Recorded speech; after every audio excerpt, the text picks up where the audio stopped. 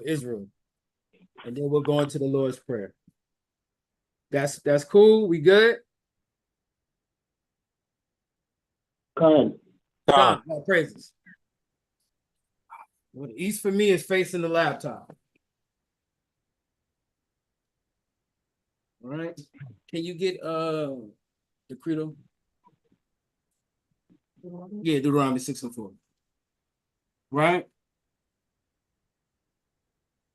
Just had that on ready.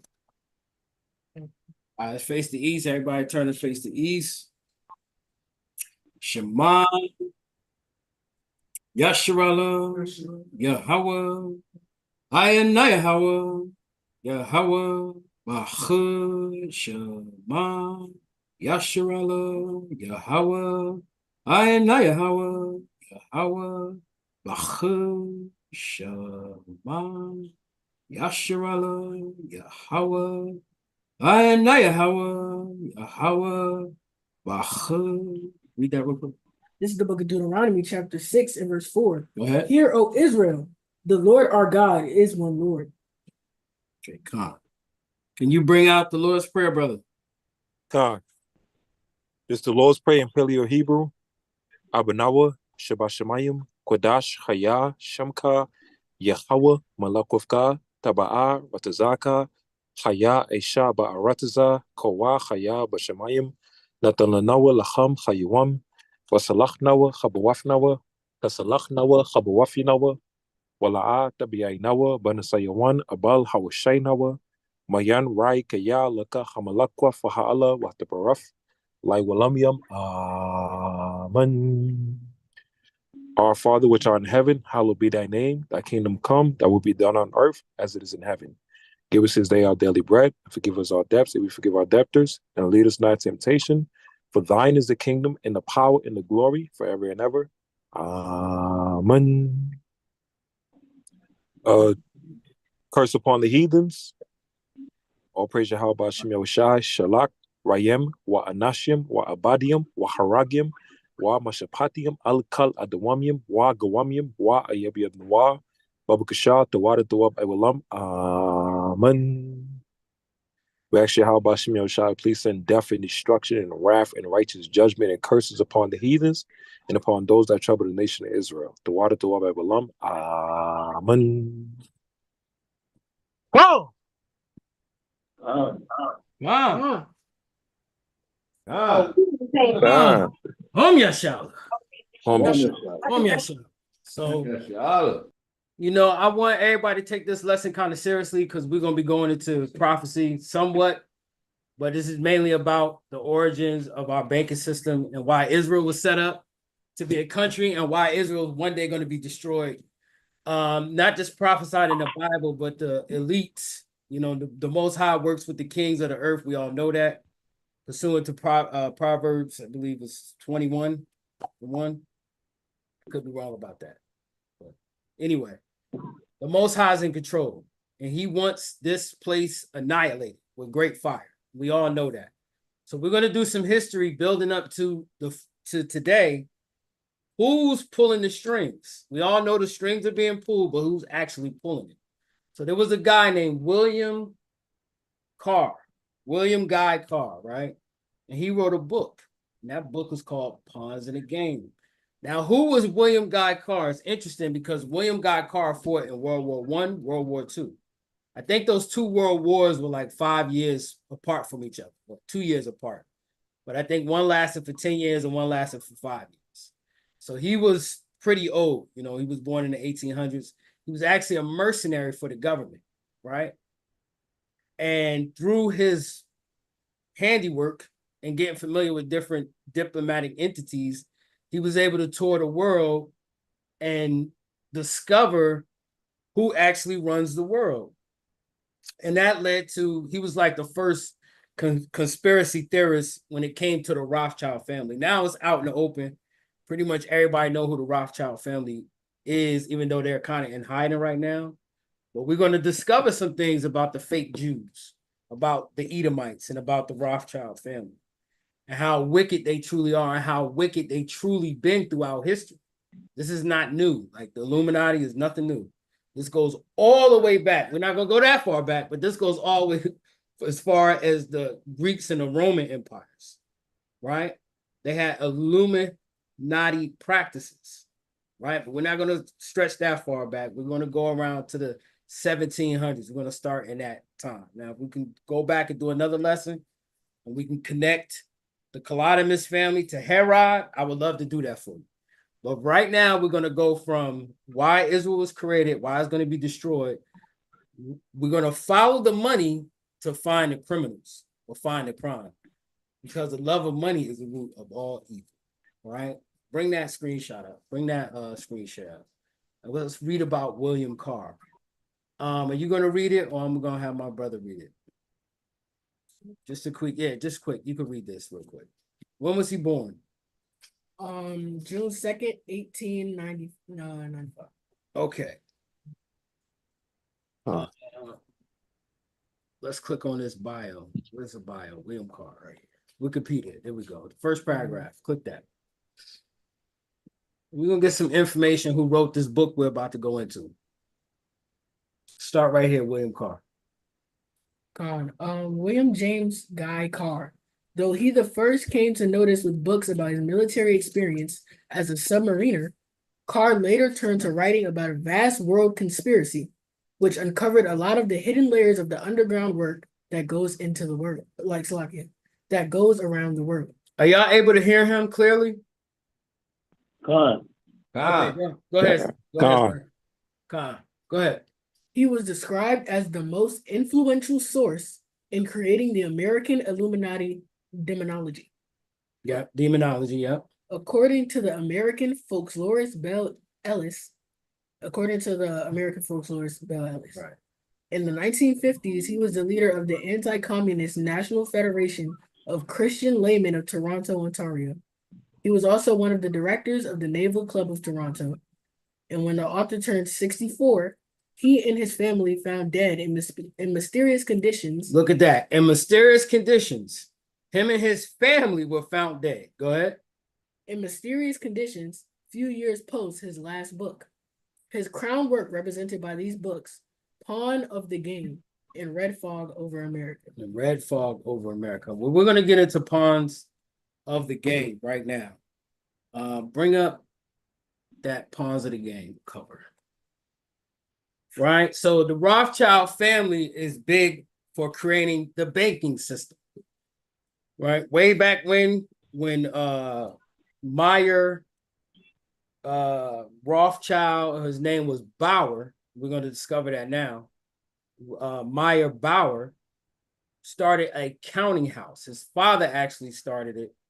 His father died supposedly in the ghetto of Europe.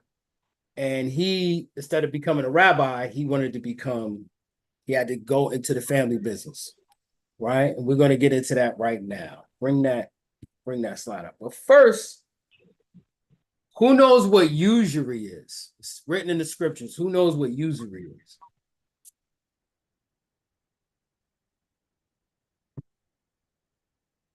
It's a law that we have to keep. Salakia. Go ahead. Usury is when you charge your people interest. Can you give me a scripture?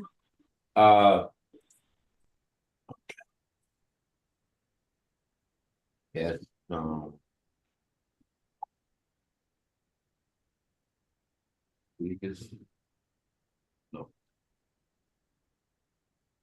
If you can't right now, it's okay because it's on the spot. Lucky, I got you up. Go ahead. You can go to Exodus 22 and 25, I believe. Yeah, that's right on point.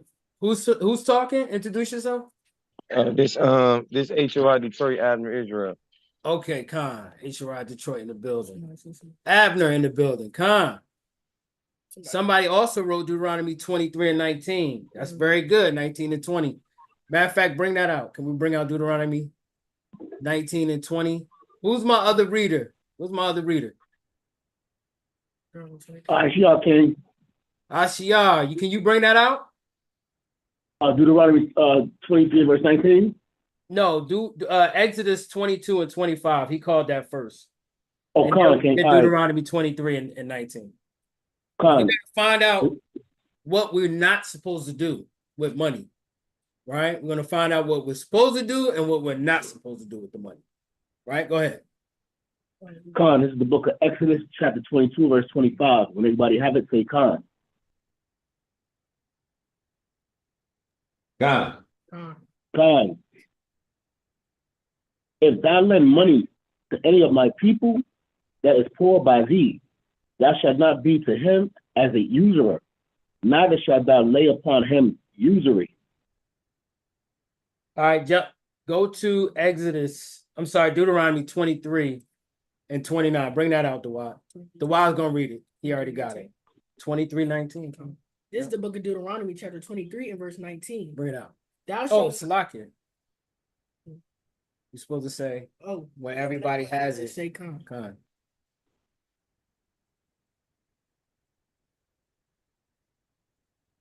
Khan. Go ahead, King. Thou shalt not lend upon usury to thy brother, usury of money, usury of victuals, or usury of anything that is lent upon usury. Usury of anything that's lent upon usury. So if you lend somebody your car, right, you're not supposed to say, yo, you gotta pay the car note. You know, pay the interest on that car note for me. You know what I mean? You could let them use your car as long as they don't damage it. You know what I mean? As long as they put some gas in it, you know, maybe even do a little spit shine on it for appreciation. That's cool. That's brothers loving brothers.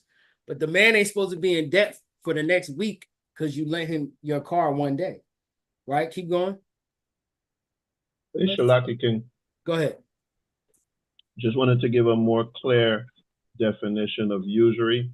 Go ahead, King. Because the brother said you shouldn't charge interest, and that's not what usury is. Usury is exorbitant, excessive interest. So if you do lend your brother money, it's okay to charge interest. You're not supposed to charge an exorbitant amount of interest, right? If you lend money and the business of what you're doing is lending money, yes, you can charge interest. If you make that money and you want to make more money on your money, that's fine. But for your brother and sister, you're not supposed to charge an exorbitant amount or excessive amount of interest for the money you lend. You spoiled it, brother. We was getting into that right now. Yeah, well, because the brother said usury is charging interest, and if we just kind of go with that understanding, we'd miss the whole thing altogether. Shalaki King, go ahead. No, go ahead, keep reading on that. Verse 20. Unto a stranger thou mayest lend upon usury. Unto a stranger, another nation, you can lend upon usury. Go ahead. But unto thy brother thou shalt not lend upon usury. Go ahead. That the Lord thy God may bless thee in all that thou settest in all that thou settest thine hand to in the land whither thou goest to possess it. Okay, go ahead. Do you see the part where it says the pledge? Where's the pledge?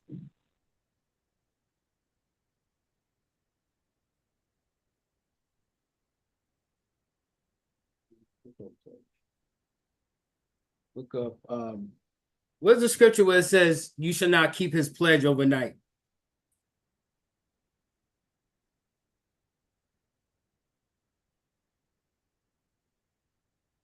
Where's my swordsman at? Can you repeat that out? I didn't hear you. What you say? Scripture that talks about you not supposed to, okay, you got it. Keep the pledge overnight or for an extended time. This is what Shemaiah was talking about. Exodus 22 is in the same chapter, 22 and 26. Yeah, 22 and 26. That's the next one. Yeah, go ahead. 22 and 26. Come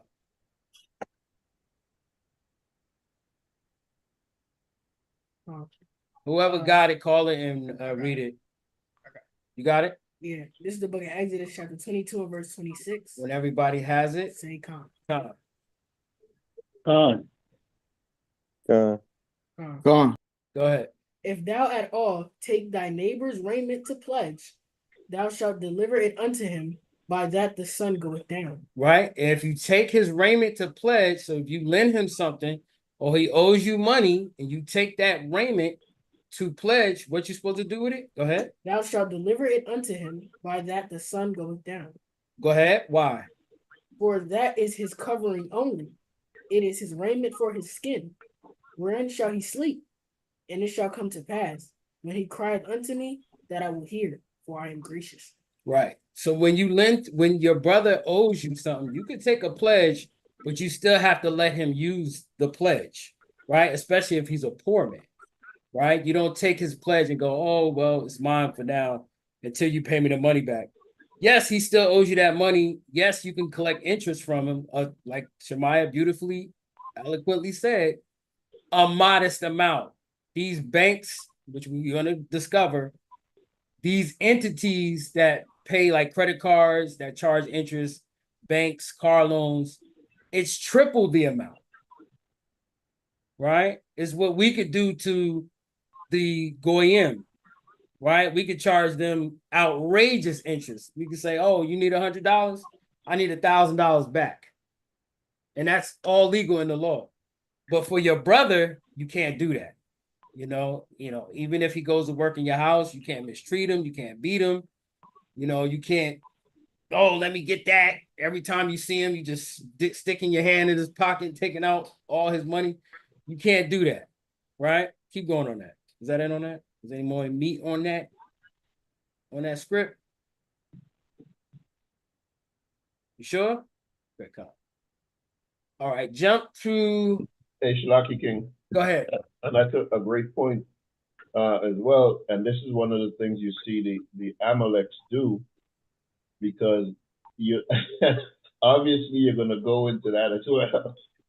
How they run the banks and really control the money, not just here in the U.S., but literally worldwide, globally. God. They got this money thing on lock. God. And when it comes to their people, they don't charge their people, usually, they don't charge their people high interest rates and things like that. But as you mentioned, the Goyim, which is everybody else. Which they call us, right? Which they call us. And literally all of these other nations is Goyim. They charge a lot of interest. And I'm going to just leave it right there. Okay, go ahead, I yield. God, go to Psalms. Go ahead. Who's that? This Abner, I had a preset for you up. Go ahead, bring it out. This Deuteronomy 23:19. I think somebody said that, right? What'd you call? Deuteronomy 23:19. Yeah, we just read that, King. Okay, kind. We just read that before we read Exodus 22 and 26.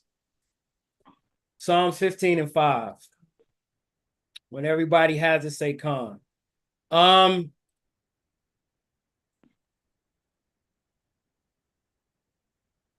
y'all have it, say con. Con. This is the book of Psalms, chapter 15, and verse 5. He that putteth not out his money to usury, nor taketh reward against the innocent, he that doeth these things shall never be moved. He that doeth these things shall never be moved. Go ahead. Oh, that was the last precept when that came. That was it on that. Salakia, start at 1, King. My bad. I forgot it. 25 verses. Go ahead. No problem, King. The book of Psalms, chapter 15, and verse 1. Lord, who shall abide in thy tabernacle? Who shall dwell in thy holy hill? Go ahead. He that walketh uprightly and worketh righteousness and speaketh the truth in his heart. So Salakia, he that walketh uprightly, keeping the law, statutes, and commandments, right? But at the end of this chapter, it's going to go into something about lending money and usury, right?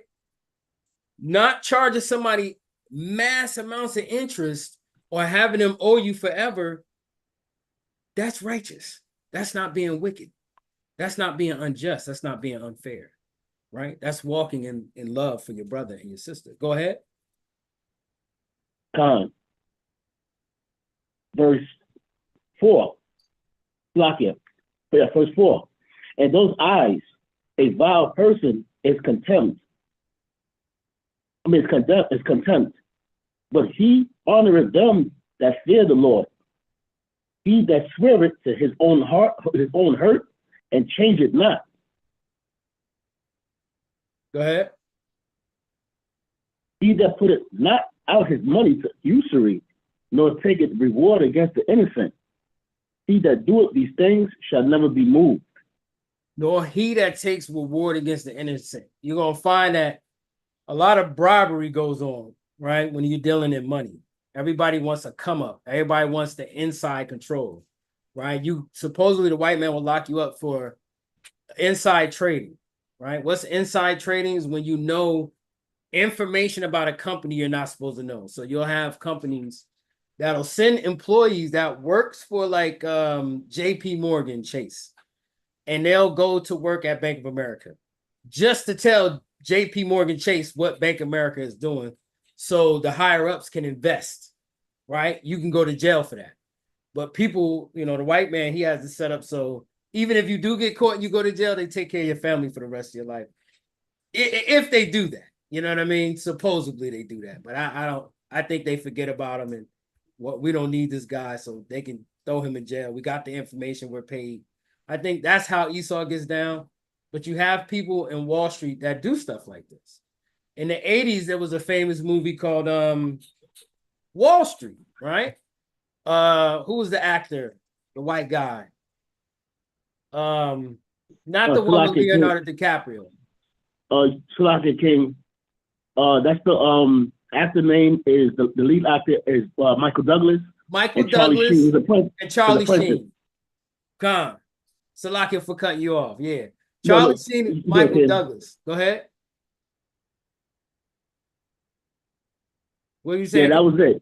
Okay. No, I was saying, I was just saying, it's all good. So whoever don't know about that movie, I suggest you go watch it. It's an Edomite movie. I mean, hey, I don't suggest watching Edomite movies, but it's gonna show you how these white boys, these coked up white boys, was moving in the 80s with our money. You know, a lot of that money that they get from Wall Street is through government contracting, right? A lot of that money is through private interests, senators and mayors and all this stuff.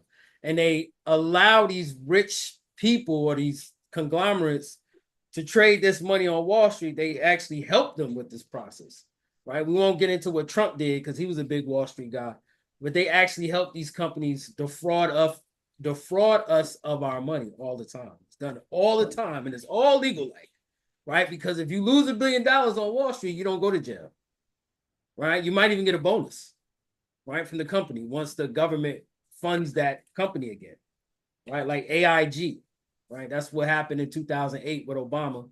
AIG crashed.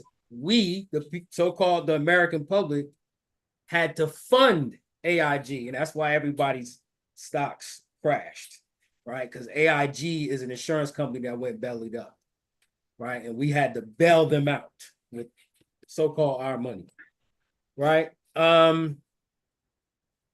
Hope I am not confusing anyone, but we're actually going to start the lesson now. I'm just giving you a synopsis of what's been going on in America as far as money goes. But we're going to kind of like tighten it down right now and get into some real history about the Bowers or the Rothschilds, who pretty much run everything, right? Or the Red Shields, as we'll discover. So we are clear on usury, right? Now let's get into some lending. Give me Psalms 37 and 26. Right, we're going to get some scriptures on lending, and we're going to bring out these pages from this book. We're going to get into a video. Yay, we got a video today. We're going to watch a little video, hopefully two 19, 20-minute videos, not going to be long. I expect participation. I hope I get participation on scriptures because there's going to be some telling things in these videos, right?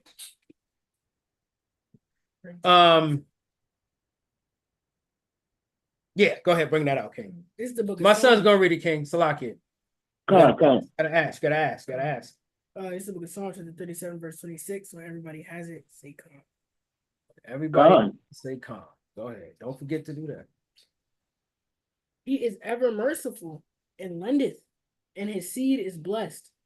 So he who is merciful and lends, that's how you're going to get your seed blessed. You give to your congregation, you lend money to brothers and sisters that need it, right? If you're able to do so, the Most High is going to bless you for that, even if it's a small amount. You know, they can pay you back legally.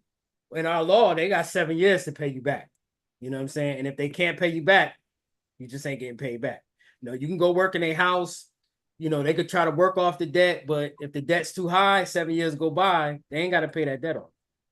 Okay? In the year of Jubilee, that's another thing. They ain't got to pay that off. It's the debt is forgiven. Esau's kingdom, that is not happening.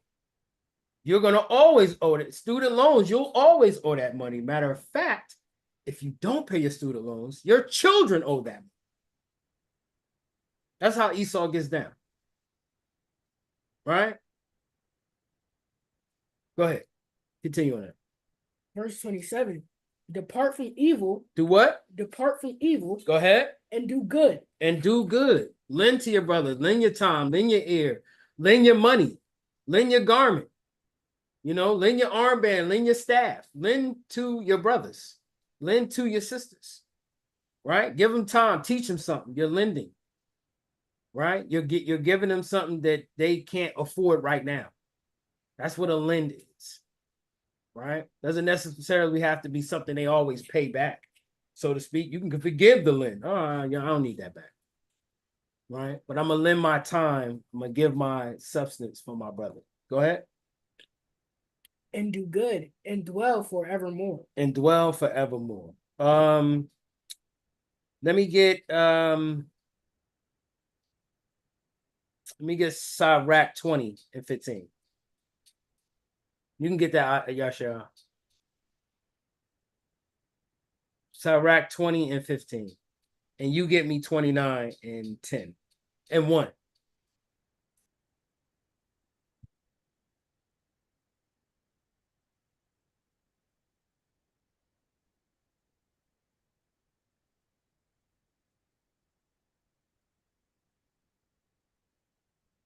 You there, King? Maybe he fell off. Oh, Salaki, no, Salaki King. I'm muted. I'm muted now. It's the book of Sirach, Ecclesiastes, chapter 20, verse 15. When everybody have it, say Khan. Khan. Khan. He giveth little and abrideth much. He opened his mouth with a crier. Today he lendeth, and tomorrow will he ask it again. Such a one is to be hated of God and man. Such a one is to be what? Such a one is to be hated of God and man. So Salakia for the term, but we all know what it's called. You know, the white man's a wicked demon, but they call it, the popular term is Indian giving, or what I like to say is savage giving. You give and then you want it back. Right? That person is to be hated, right? By God and man. And that didn't, well, technically, that does make the list of the 6 things God hates, right? Because that's this deception, right? You giving somebody something and then you're going to turn around and ask for it back, knowing they expect it or they don't have it. That's wicked as hell, man. Right? Let's continue. Go ahead. My brother's going to, my son, he's going to grab Sirach 29 and verse 1. And brother, can you grab me, matter of fact, we're going to get into the book. Go ahead. This is the book of Sirach, chapter 29 and verse 1. When everybody has it, say Khan. Khan.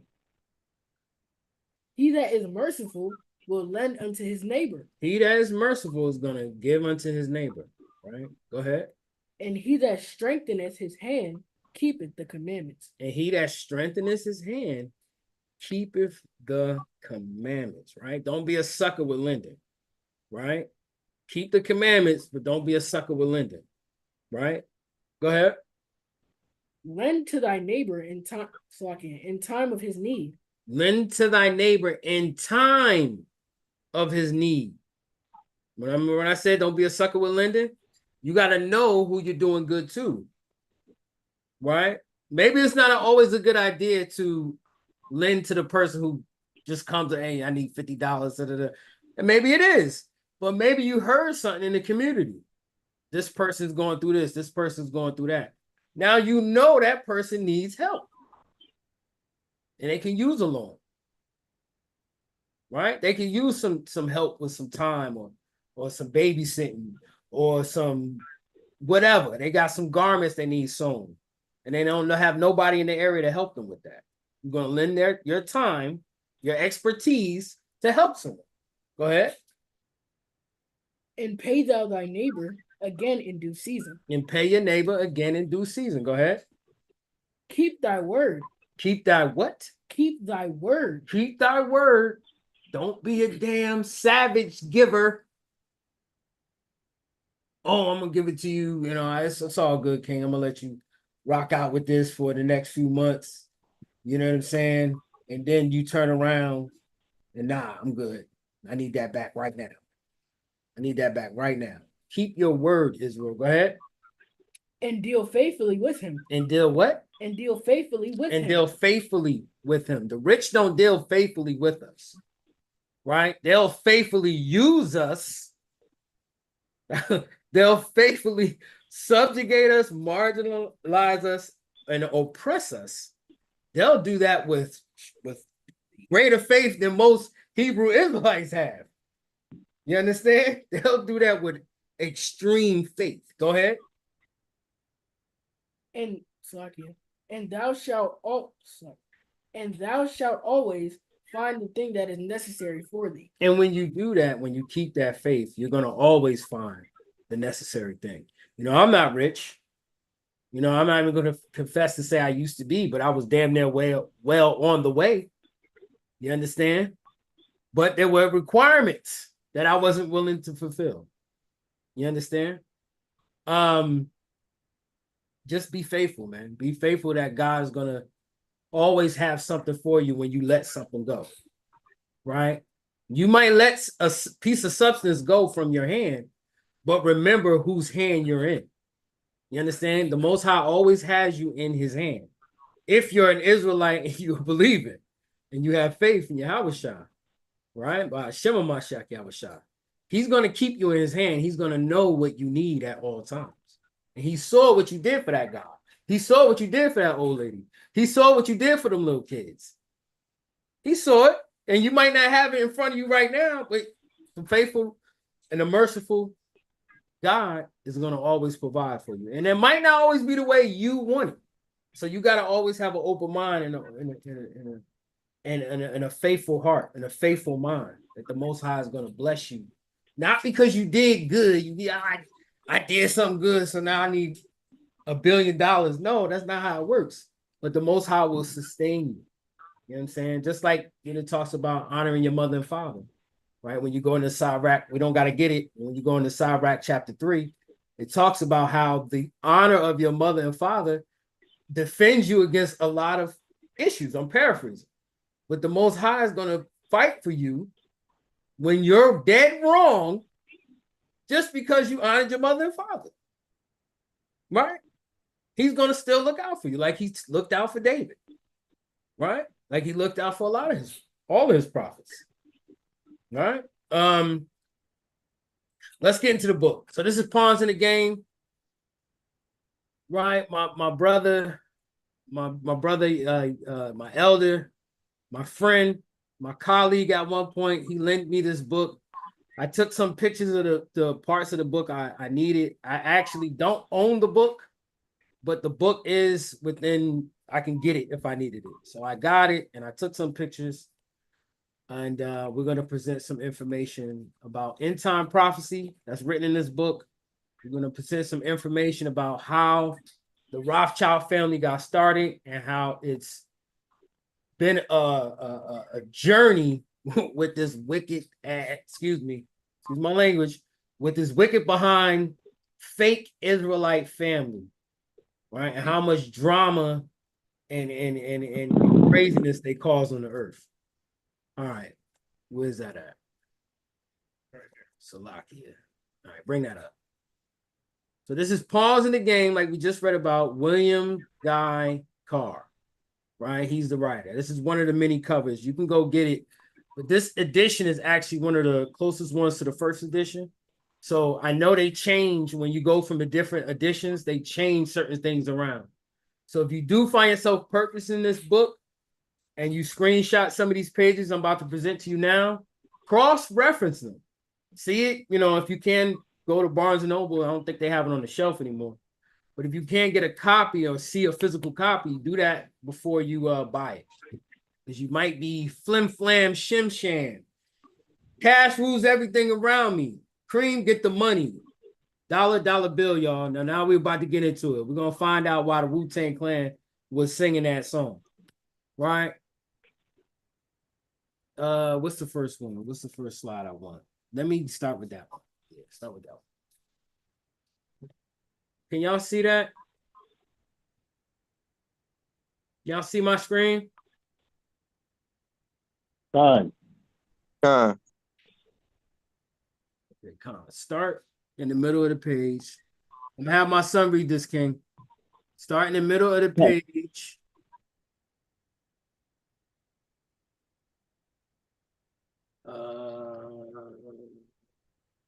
Why you turn it? Why you turn it this way? Okay, you go back. Praises.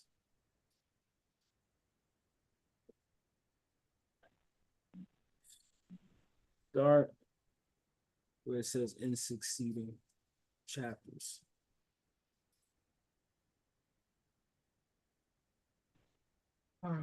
What page are you on? What's the page? Call the book title in the page. This is Pawns of the Game, page 25. It says, in succeeding chapters, evidence will be produced to prove that the descendants of these same international Jewish financiers have been the secret power behind every war and revolution from 1789 and onwards. So that didn't stop the Gulf War, the war on terror. You understand the war that's being fought right now with the Palestinians in the small hats. Every war since that date, they manipulated and financed. Go ahead. The Jewish Encyclopedia says Edom is in modern jewelry. The Jewish Encyclopedia says Edom is in modern jewelry. Now, I know a lot of y'all scholars know this information, but we're going to continue on for the people who aren't so scholarly. HOI is filled with people with mastery with scriptures. They bring out beautiful information. Shalom. Khan, Shalom. Who that? Elder? Shalom, gang. Who that? The elder? Shalom. So it's, HOI got a lot of knowledge. So this bores you guys. Well, I'm going to try to spice it up, but got to do it for the people who might not know. Go ahead. This is a very important admission because the word Edom means red. The word Edom means red, as we all know. Deuteronomy 25 and 25. Keep going. History reveals that a Jewish goldsmith, Amshul Moses Bauer. This is their name before they were the Red Shields and then the Rothschilds. Go ahead. Tired of his wandering in Eastern Europe, decided in 1750 to settle down in Frankfurt on the Main in Germany. He opened a shop or counting house in the Judenstrasse district.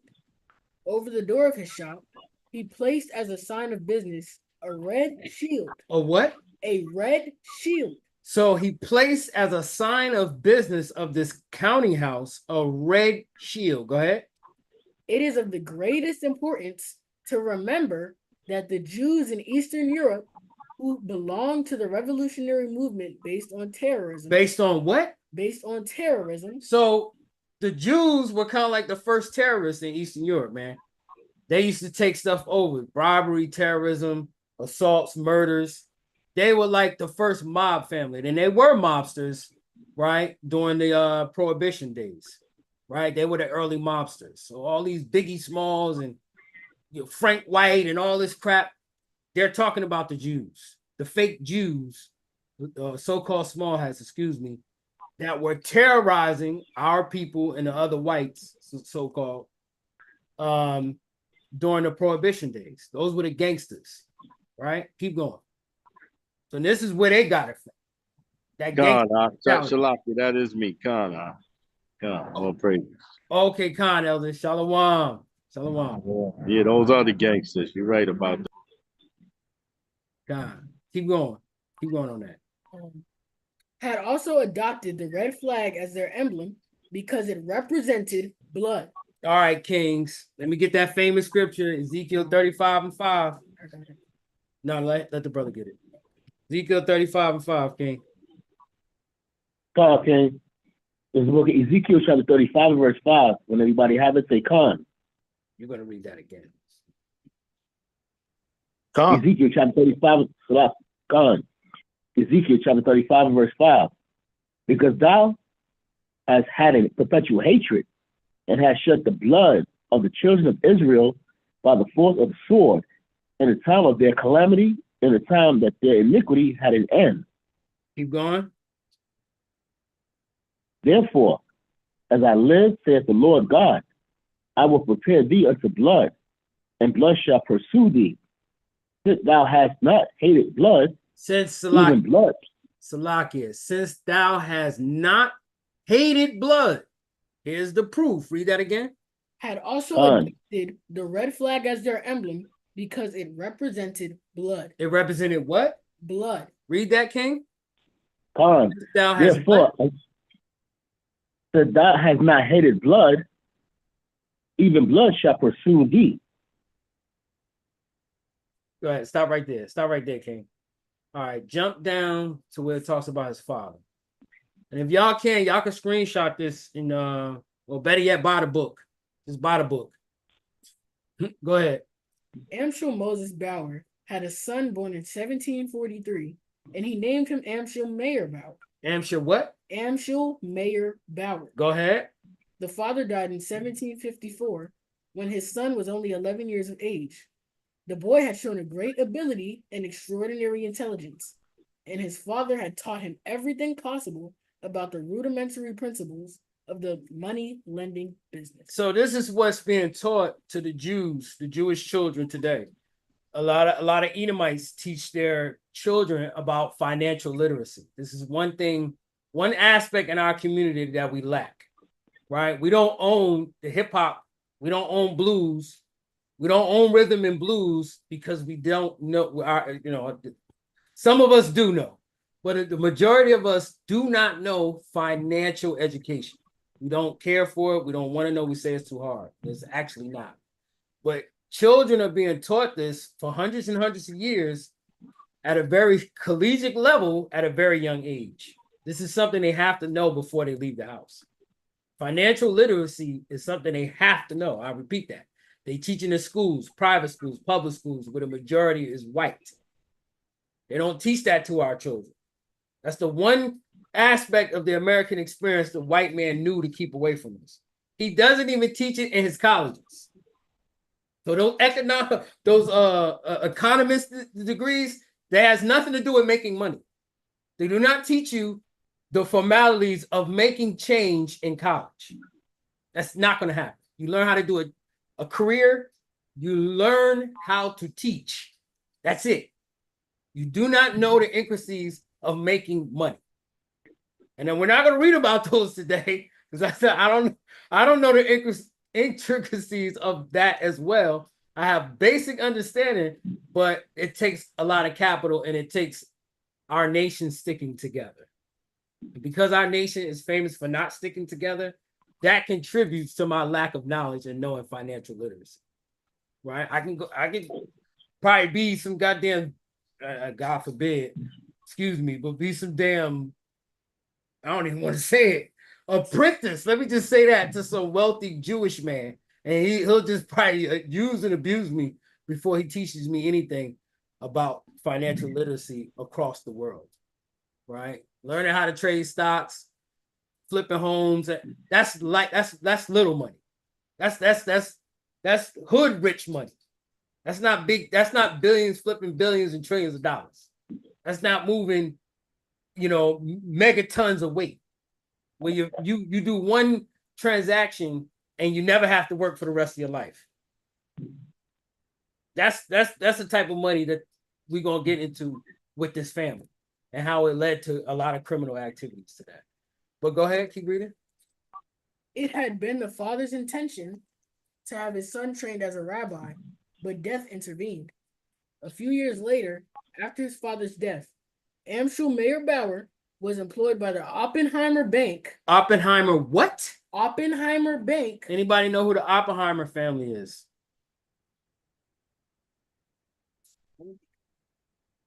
A movie just came out about one of them. I mean, anybody other than Elder Terah? Nobody. Go ahead. I actually did not know they had a bank. That's Yeah. the guys who made the bomb. Yeah. Yep. They had a bank. They have a bank. He prior, he lived way after this, but the Oppenheimer family, yeah, they're a known banking family. This is one of we're gonna read about it now. Go ahead. Salakia. Go ahead. That's the one they own all the Federal Reserves from this country to that's one of the reasons why also Gaddafi, they wanted to put the Federal Reserve Bank over there. Right. The Jews own all these Federal Reserve banks. And that's one of the things they said. They don't care who run a country as long as they control the money. That's when you control the money, you control the country. You control. I don't care who the president is. Salakia. Go ahead, King. Salakia. No, go ahead, Ox. So that's the main thing. They don't care who in charge or whatever. We control the money. We control everything. I yield. Khan, is that in on that? Go ahead. Finish that up. That's good, King. Good. That's right on point. Yes, they're one of the families that control the Federal Reserve or have their bases in the Federal Reserve. So this guy, Meyer Bauer, his father died. His father's friend stepped in. Another thing we don't do, famously, we don't do. Father dies. Man, forget them kids. I ain't had them kids. Let the world raise them kids. This guy took his dead friend's son, or whatever he was to him, because it doesn't really describe it, but he took him in and taught him the accounting business. Go ahead. Amschel Mayer Bauer was employed by the Oppenheimer Bank as a clerk. He soon proved his natural ability for the banking business and was rewarded with the junior. That's it on that. That's it. Whether you're supposed to go that far. Jump to real quick. Pull back out so I can see which the next slide we're gonna go into.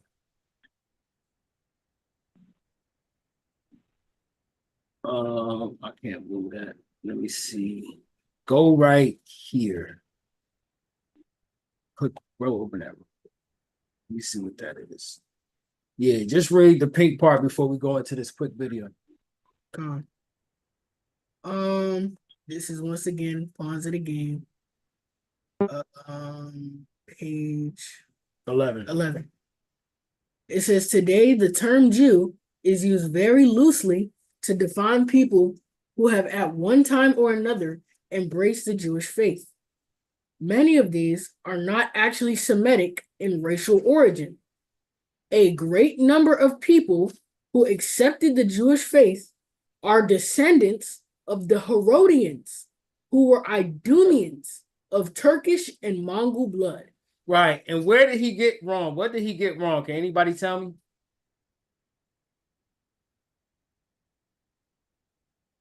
Those are Shemitic people. Right? Esau is a Shemite.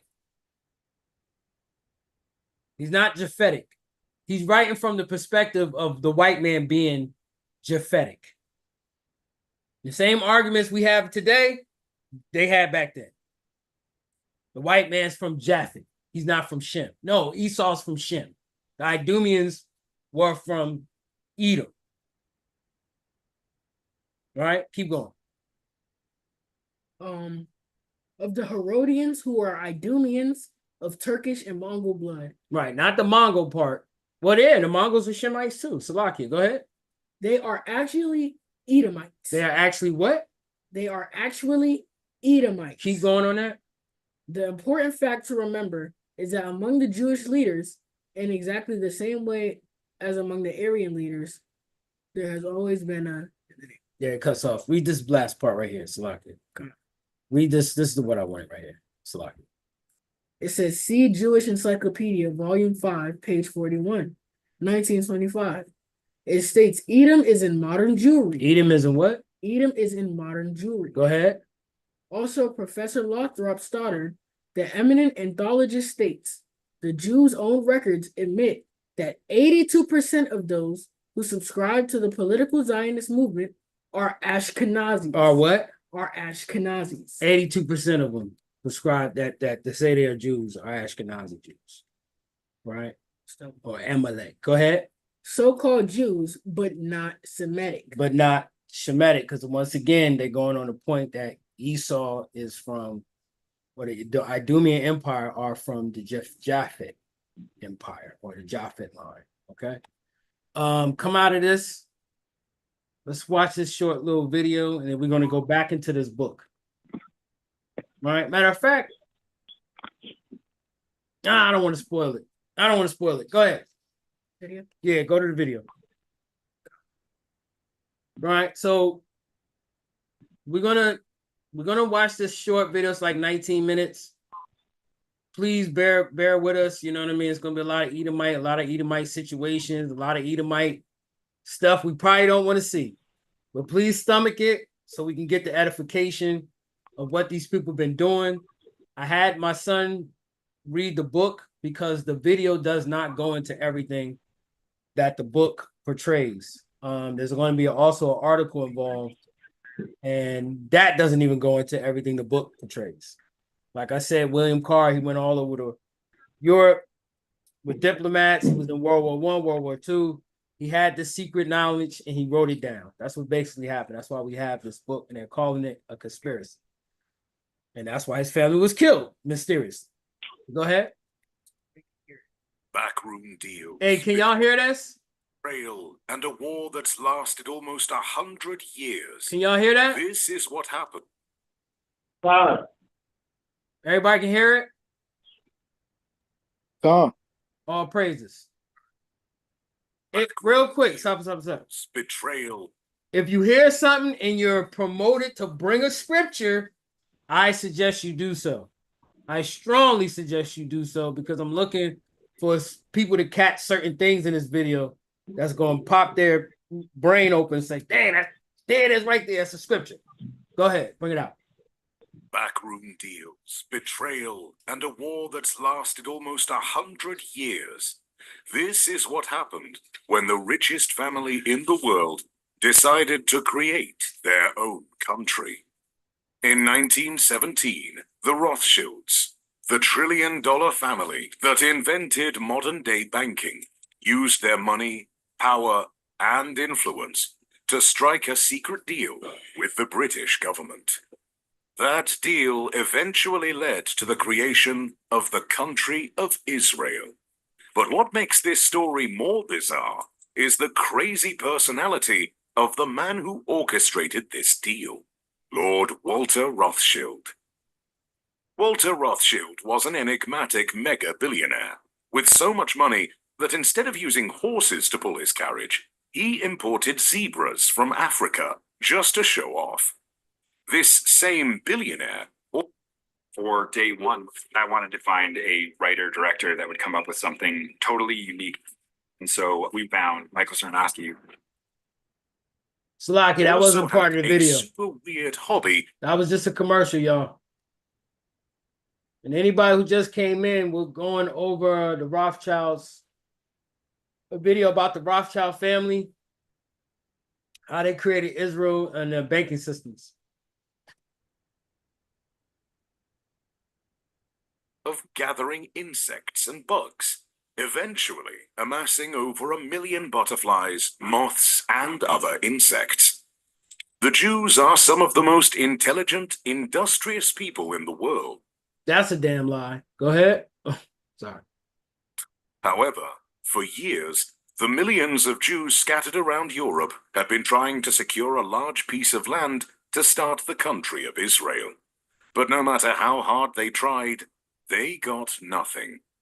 That was until they linked up with the super-rich Walter Rothschild, a man who could change the world with the snap of his finger. By the early 1900s, the Rothschilds were already the most powerful family in Europe. They were so wealthy that they had even given loans to the entire country of France to stabilize the economy. However, aside from their power, the Rothschilds also had a reputation for being extremely ruthless. For being extremely ruthless, right? Greedy as hell, right? Corrupt, vile, right? Salakia. Go ahead. Go ahead, King.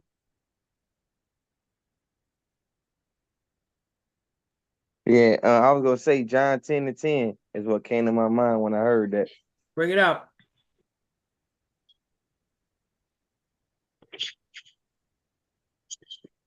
You want me to read it out? Yeah, if you want to. This is commonly like an open bill. Watch the video. You see a scripture that correlates, bring it out. If you don't want to read it, we can still have the reader to read it. It's no problem. No, I got you. This is the book of John, chapter 10, verse 10. The thief cometh not but to steal and to kill and to destroy. I am come that they might have life and that they might have it more abundantly. Right. That's this thief right here. That's what he's coming to do, and we're going to shortly find out. You know what I'm saying? This guy's coming to steal, kill, destroy, and then clean up the ashes and then take those too. You understand? This is a foul family. Go ahead. They wouldn't hesitate to wield their power as a weapon to bulldoze through their enemies and crush anyone who opposed them.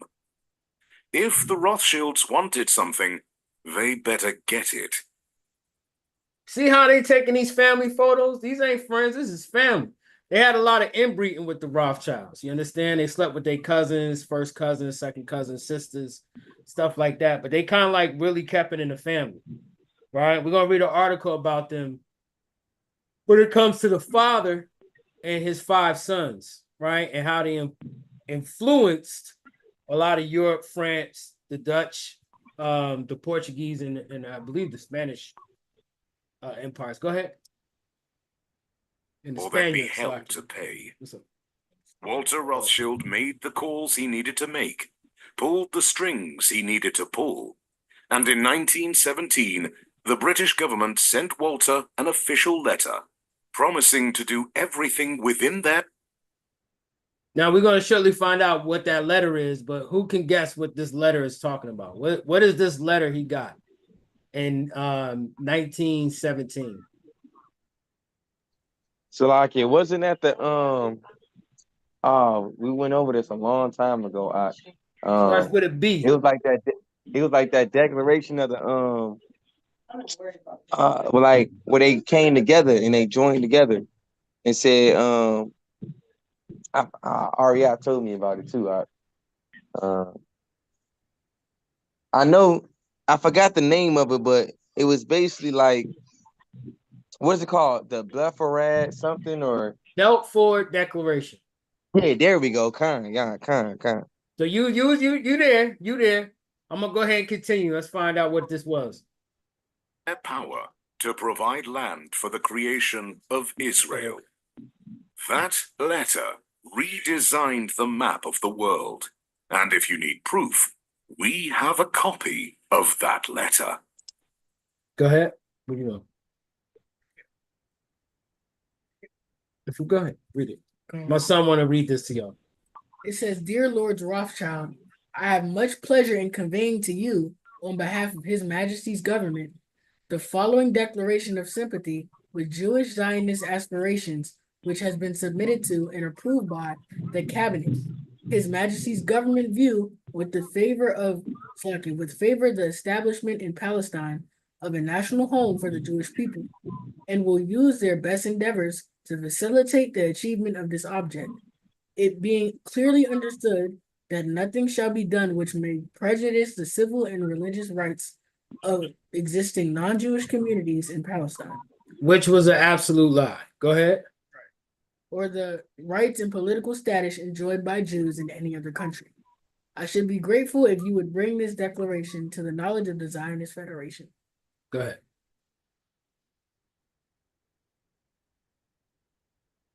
November the 2nd, 1917. Dear Lord Rothschild, I have much pleasure in conveying to you, on behalf So of we His already read Majesty's... this. My son clearly, eloquently did. Possibly the most famous letter in modern Jewish history. And it begins. Look at this old guy, man, stealing black people's hearts. That's the guy who had like over, what is it, 5 heart transplants? This demon right here, man. Looking like this is where you get the character from The Simpsons, Burns. This is where they got Mr. Burns from, if y'all didn't know. With 3 words. Dear Lord Rothschild. That letter, nicknamed the Balfour Declaration, is proof that it was the Rothschild family that created Israel. But there's even more evidence. In this interview, the head of the Rothschild family proudly explains how his ancestors created Israel. The interviewer begins by asking the question that was on everyone's mind. Why was it that this letter was sent by the Foreign Secretary to your great-uncle Walter? The reason is obvious, because it was the Rothschilds' money, power, and influence that made the British government fall in line. Years later, Britain kept their promise to the Rothschilds and provided a large piece of land to start Israel. And in May 1948, the State of Israel was officially created. Although this was good news, the Rothschilds were just getting started. What the Rothschilds did next was even more impressive. They invested millions of dollars into Israel, building schools, roads, and everything needed to turn that piece of land into a beautiful country. James Rothschild single-handedly paid for Israel's Congress building, while Dorothy D. Rothschild paid for Israel's Supreme Court building. However, the more money the Rothschilds spent, the more problems they created. Why? Because the land the British gave to Israel actually belonged to another group of people called the Palestinians. And that... So the British call themselves owning Palestine by taking it over. When they found they couldn't deal with the Palestinians, they said, okay, you know what I'm saying? We'll give you, just give us this much money, y'all can have Palestine. It wasn't theirs to give. It just wasn't theirs to give. Somebody said Salaki? Okay, calm. Let's keep going. Any questions on what we're watching? Anything at all? Okay, calm. That land dispute sparked the series of conflicts between Israelis and Palestinians that's gone on for decades. But we're not here to talk about the war. This is a brand new high-tech way to instantly cool down any room in your home, no matter how hot it is outside. And even if you have zero AC in your home. We're talking about power, specifically the power of the Rothschild dynasty. Whatever you've heard about how powerful the Rothschilds are is nothing compared to the true scale of their influence. YouTube has dozens of videos about the Rothschilds, but this one is different. Because instead of... And this is where we're going to really get into it. So y'all going to have y'all chances to bring us some scriptures on certain things I'm looking for. If not, I'll call them. But this is kind of like where we get into the meat or the pause of this video. Of merely talking about the Rothschilds, we'll sift through centuries of history to reveal 5 times the Rothschild family used money, violence, and power to reshape reality and mold the world in their own image. Let me pause that right there. Let me get Chaarak. Yeah. Salakia, where's my reader? I can't see nobody. I don't know how to use this. I don't know what I'm doing. No. Where's my reader? Okay. Salakia there? Con. Yeah, this is my first time doing the Zoom like from this angle. So Salakia, I'll be looking for you. I'm like, I don't need to look for you. He's there. He can hear me. Salakia.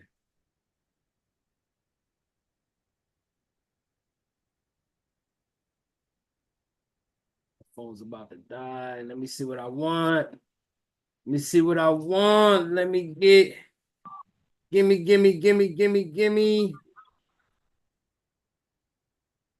Let me see what I want.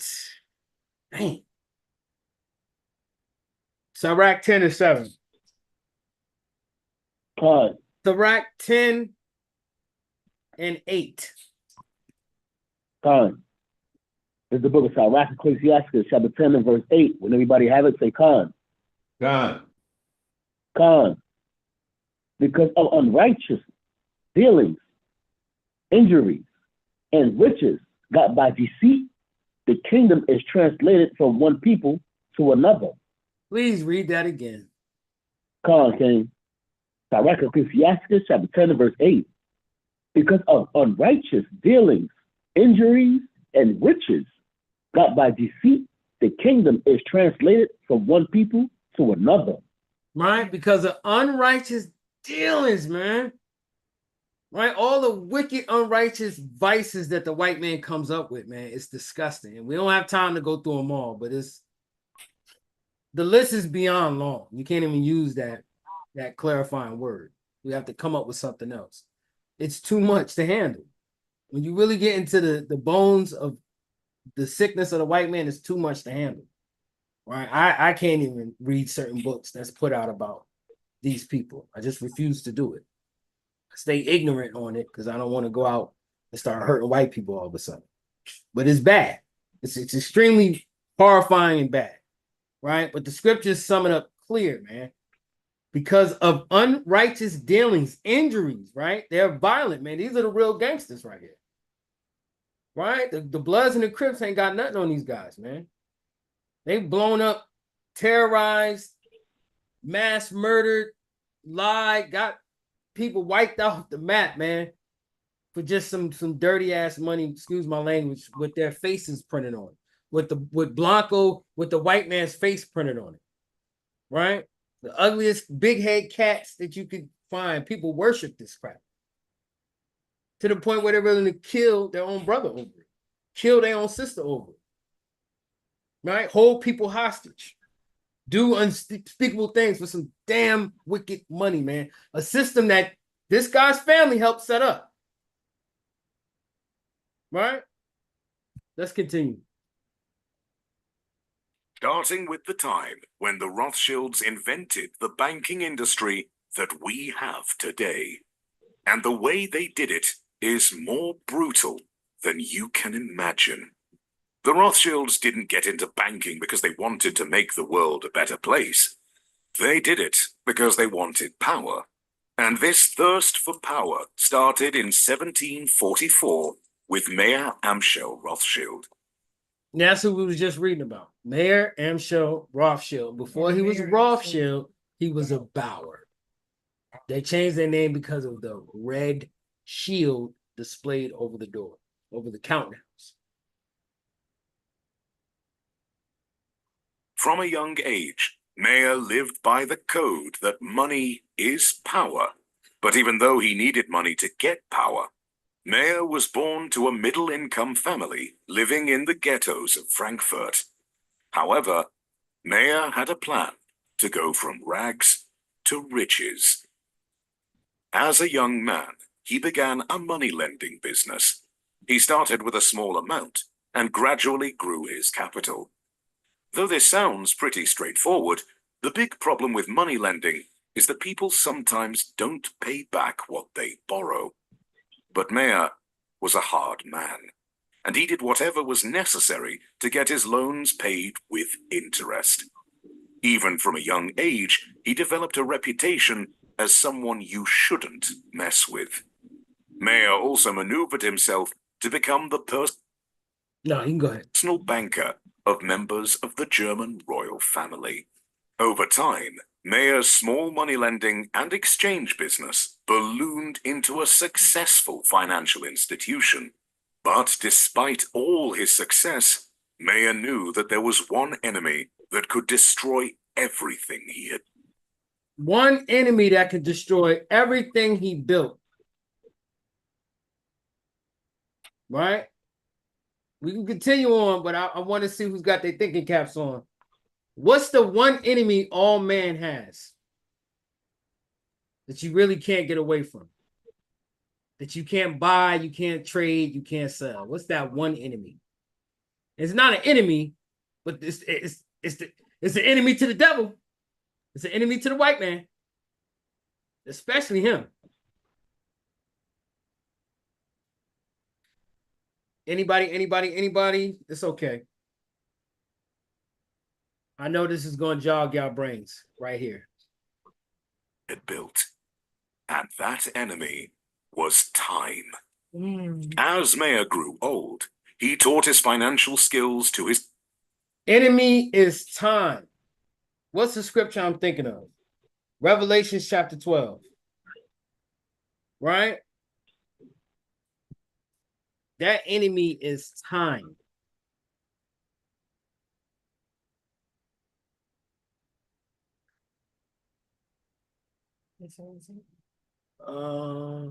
Give me that. Give me the. For he had a short time, but he knew he had a short time. Salaki, Revelations 12 and 12.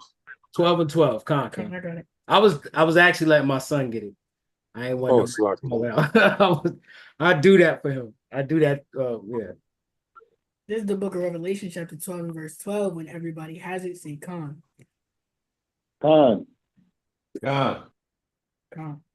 Therefore rejoice, ye heavens, and ye that dwell in them. Woe to the inhabitants of the earth. Woe to the inhabitants of the earth. Makes me think that the Most High was talking about this guy specifically, but he wasn't. He was talking about the whole nation. But this guy, Amalek, right? The small hat, he's the head of these Edomites. So however he's moving, that's how they all moving. Whatever he's thinking, that's how it's somewhat they're thinking. Bring it out. And of the sea, for the earth is come down unto you, having great wrath. But for who? Read that again. Woe to the inhabitants of the earth and of the sea. For the devil. For the what? For the devil. For the who? For the devil. Go ahead. Is come down unto you. Go ahead. Having great wrath. Having what? Having great wrath. Go ahead. Because he knoweth that he hath but a short time. Read that again. For he knoweth he what? Because he knoweth that he hath but a short time. He knows he can't live forever. That's why they've been trying to go around the world, go to different civilizations to find the pill that'll last them forever, that'll make them live forever. They don't want to have children. These guys are homosexual to the core. If they could just be born and live forever, they would do that. It'd be damn 10,000 Edomites on the earth living forever. Time is their enemy because he knows he has a short time to do his wickedness on the earth. Salaki. Let's continue.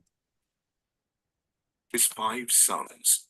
More importantly, he also taught them that success isn't only based on their ability to manage money, but also to manipulate people and situations to their advantage. And that's what they teach their children to this very day.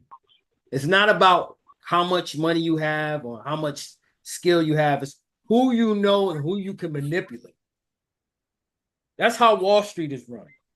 That's how all the financial banking institutions are run. That's how Main Street, Wall Street is run. The educational system, the damn the healthcare system is based on manipulations and what they can get out of the situation. If it's not beneficial to whites, you don't have it. It doesn't exist. What's the point? There's no investment to be made. Let's continue on. The game of money is deadly, and Mayer taught his sons to be more brutal than anyone they faced. After teaching them everything he knew, Mayer sent his 5. Hi, we're Visible, the wireless company that makes things visible. With us, what you see is what you... Sons, Amschel, Solomon, Nathan, Carl, and Jacob, to different parts of Europe to dominate the banking sector. He figured if a Rothschild controlled the flow of money in the different parts of Europe, then the Rothschilds would be the most powerful family in Europe. Because money is power, and the one who controls the money has all the power. The one who controls the money has all the power. What a wicked lie, right? What a wicked, manipulative lie, right? But we have to kind of yield to it because it's everywhere. It's in all facets, and it controls the minds of the people, right? There's a scripture that says, money answers all things, right? Money is the answer for all your needs in life, right? You want to sleep, you want to eat, right? You want to have a roof over your head, maybe a car to drive or some money to get around town. All that's going to take money. A feast day, travel expenses to get to that feast day, right? What you going to eat? Where's the feast day going to be at? All that stuff takes money. But are you doing it for a right reason, or are you doing it for a wicked reason? Right? Money, yeah, it answers a lot. But how are you trying to use it? How are you trying to wield it? Right? That's what separates us from them. They not like us, no pun intended. But that's what should be separating us from them. Right? We should be using money on the right-hand side, not the left-hand side. Let's continue on. Rothschild brothers spread their banking business to different cities like London, Paris, Vienna, and Naples. They applied the shrewd tactics their father taught them, and it worked. Very soon, the Rothschilds had created the world's first international bank. And there's that red shield. Rothschild strategy. Y'all seen it? Everybody saw the red shield? It's subtle. It's right in the middle of the emblem. Go back. First international. See it? Go ahead. No bank. Hey, Shalaki King, can you make that full screen? Oh, I didn't know it wasn't full screen. Salakia. How do you make a full screen? Is that it? Is this it? No, it's not it.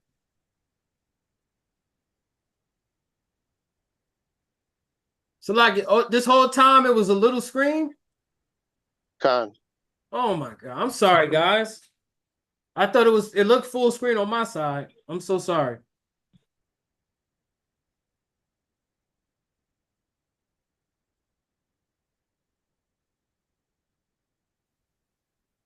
Is that it?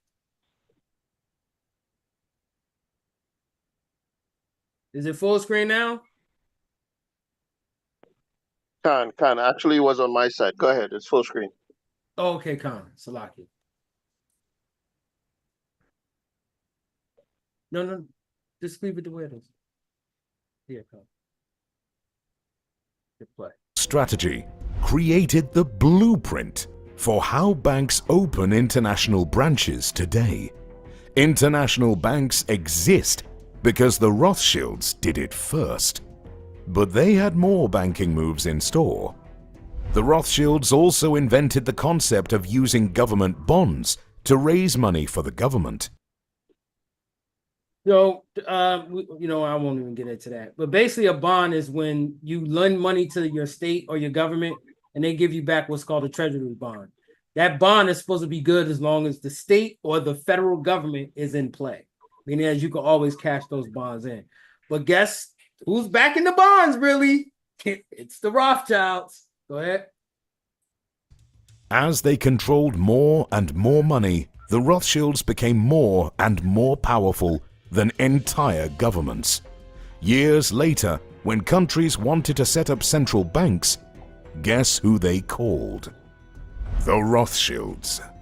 The Rothschilds helped create central banks in many countries, like the Bank of England and the Banque de France. The next time you walk into a bank, say thank you to the Rothschilds. Although, for every good thing the Rothschilds did, they also did equally brutal things, like making money off the death and slaughter of millions of people. This because they control insurance companies, right? That's extreme profits, because you're not really you're just getting paid for people to have insurance. So one day if something happens, you pay the insurance bond. But by then you done took in so much money. What's $1 million? What's $10 million? What's $20 million? What is that? Everybody paying you. You got millions of people paying you every month or quarterly. You know, once somebody, and then they weasel their way out of it. Oh, this wasn't covered. You know, we only insured real hearts, not pacemakers, right?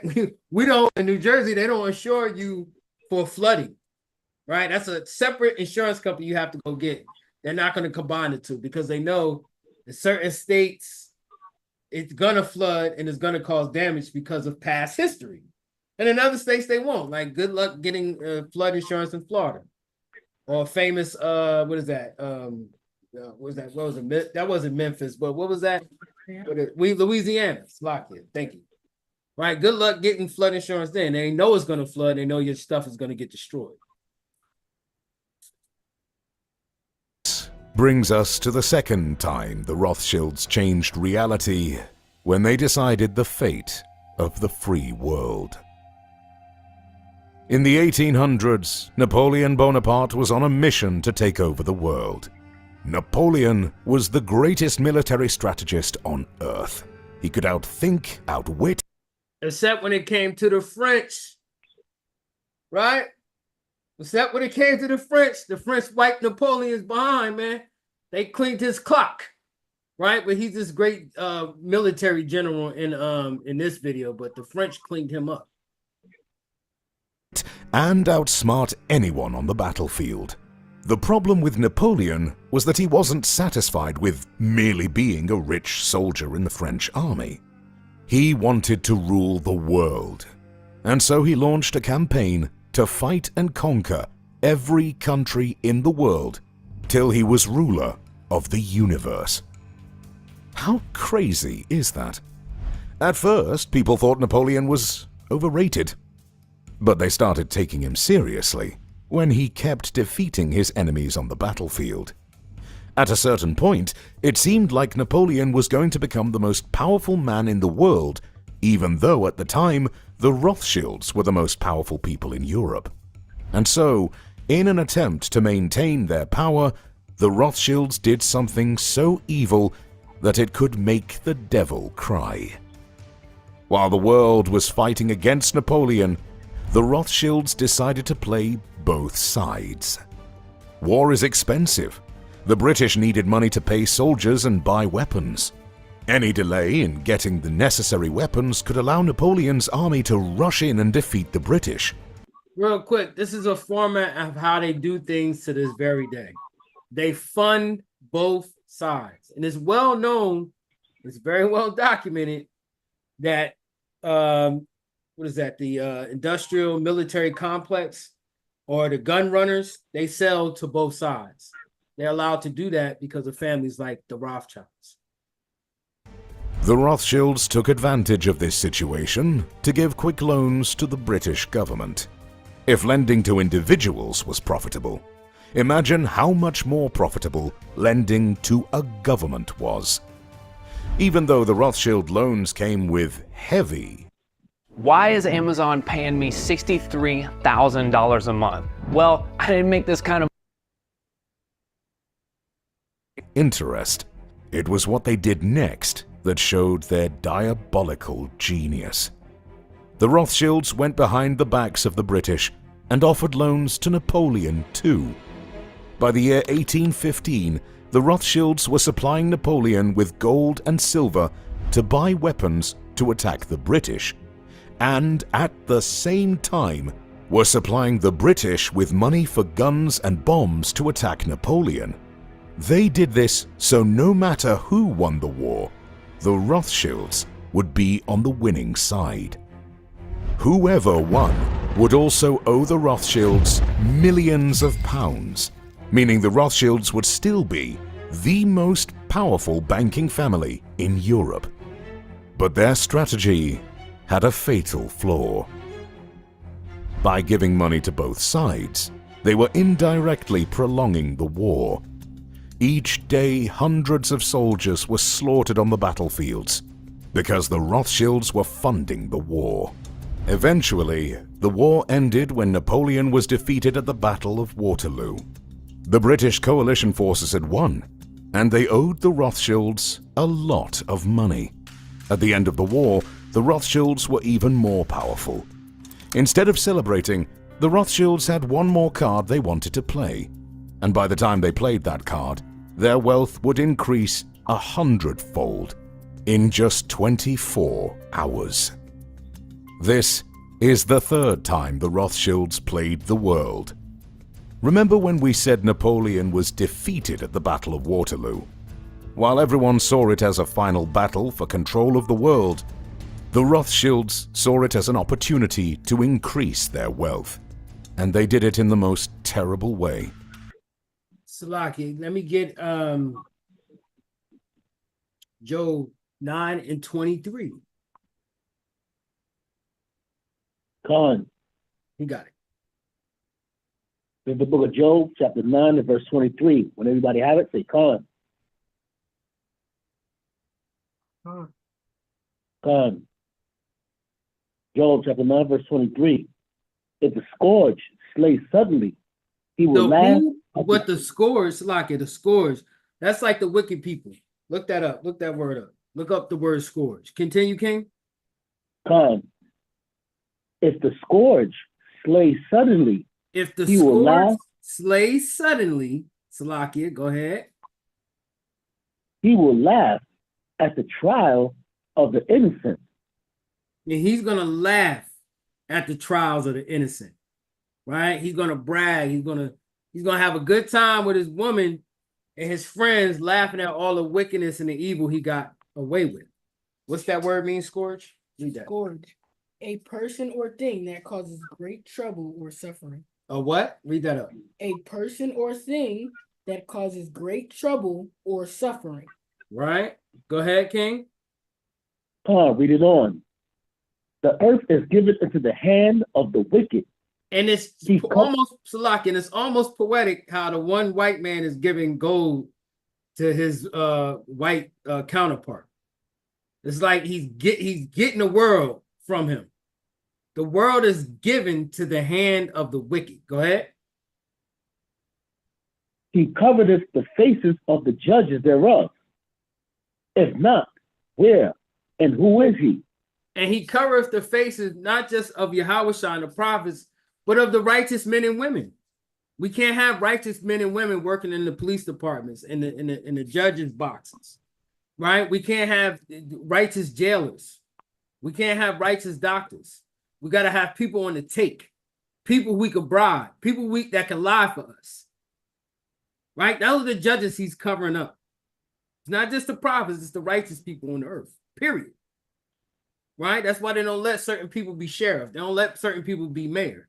It's by design. You ain't diddying it, you ain't down. We can't depend on you, brother. You ain't wicked enough. Right? Let's keep going.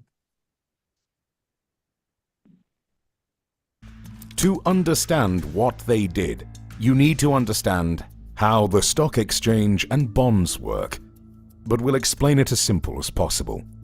The Rothschilds knew that if Napoleon won the battle, everyone in Britain would be disappointed, and that did. I don't know if he's going to explain this right, but does anybody know what a bear market and a bull market is? Y'all understand what those symbols mean? Bear and bull. Stocky, calm. Okay, Con. I'm just gonna explain it for whoever doesn't understand. So the bear is pushing the price down. That's a bad thing. It couldn't be a bad thing if you have your money invested. A bull is what pushes the price up. Right? It's like you bullying your way in. Think about it like that. Right? So this is what you would call Forex at this, what you call it today. This isn't stocks and bonds. Right? This isn't the damn NASDAQ and Dow Jones. The damn Dow Jones, right? This is trading money, right? So these geniuses or these Rothschilds, or you want to call them devils, whatever, that's what I like to call them. They manipulated the market. This is one of the greatest turning events in history, where a whole family plotted to manipulate an entire country to triple or to become twice as rich literally in a day, like the guy said in the video. Disappointment would affect the price of the pound sterling on the stock exchange because the pound sterling is the official currency of the British. On the other hand, if the British won, then the pound sterling would become more valuable and increase in price on the stock exchange. And so, Nathan Rothschild paid a spy to wait on the battlefield to see who won the battle. So the spy watched the battle from his hiding place and saw that Napoleon was defeated. What he did next was legendary. The spy sent a pigeon to Nathan, informing him that the British had won. This meant that the pound sterling was going to be more valuable on the stock market. But nobody else knew the British had won because the official British horse messenger hadn't arrived in London yet. Nathan knew something nobody else did. And that's where you get inside trading. And that's why I brought up the movie with Michael Douglas. It's called Wall Street. That's what he was paying. What's the crackhead white man's name? Who was in that TV series? I forget. God,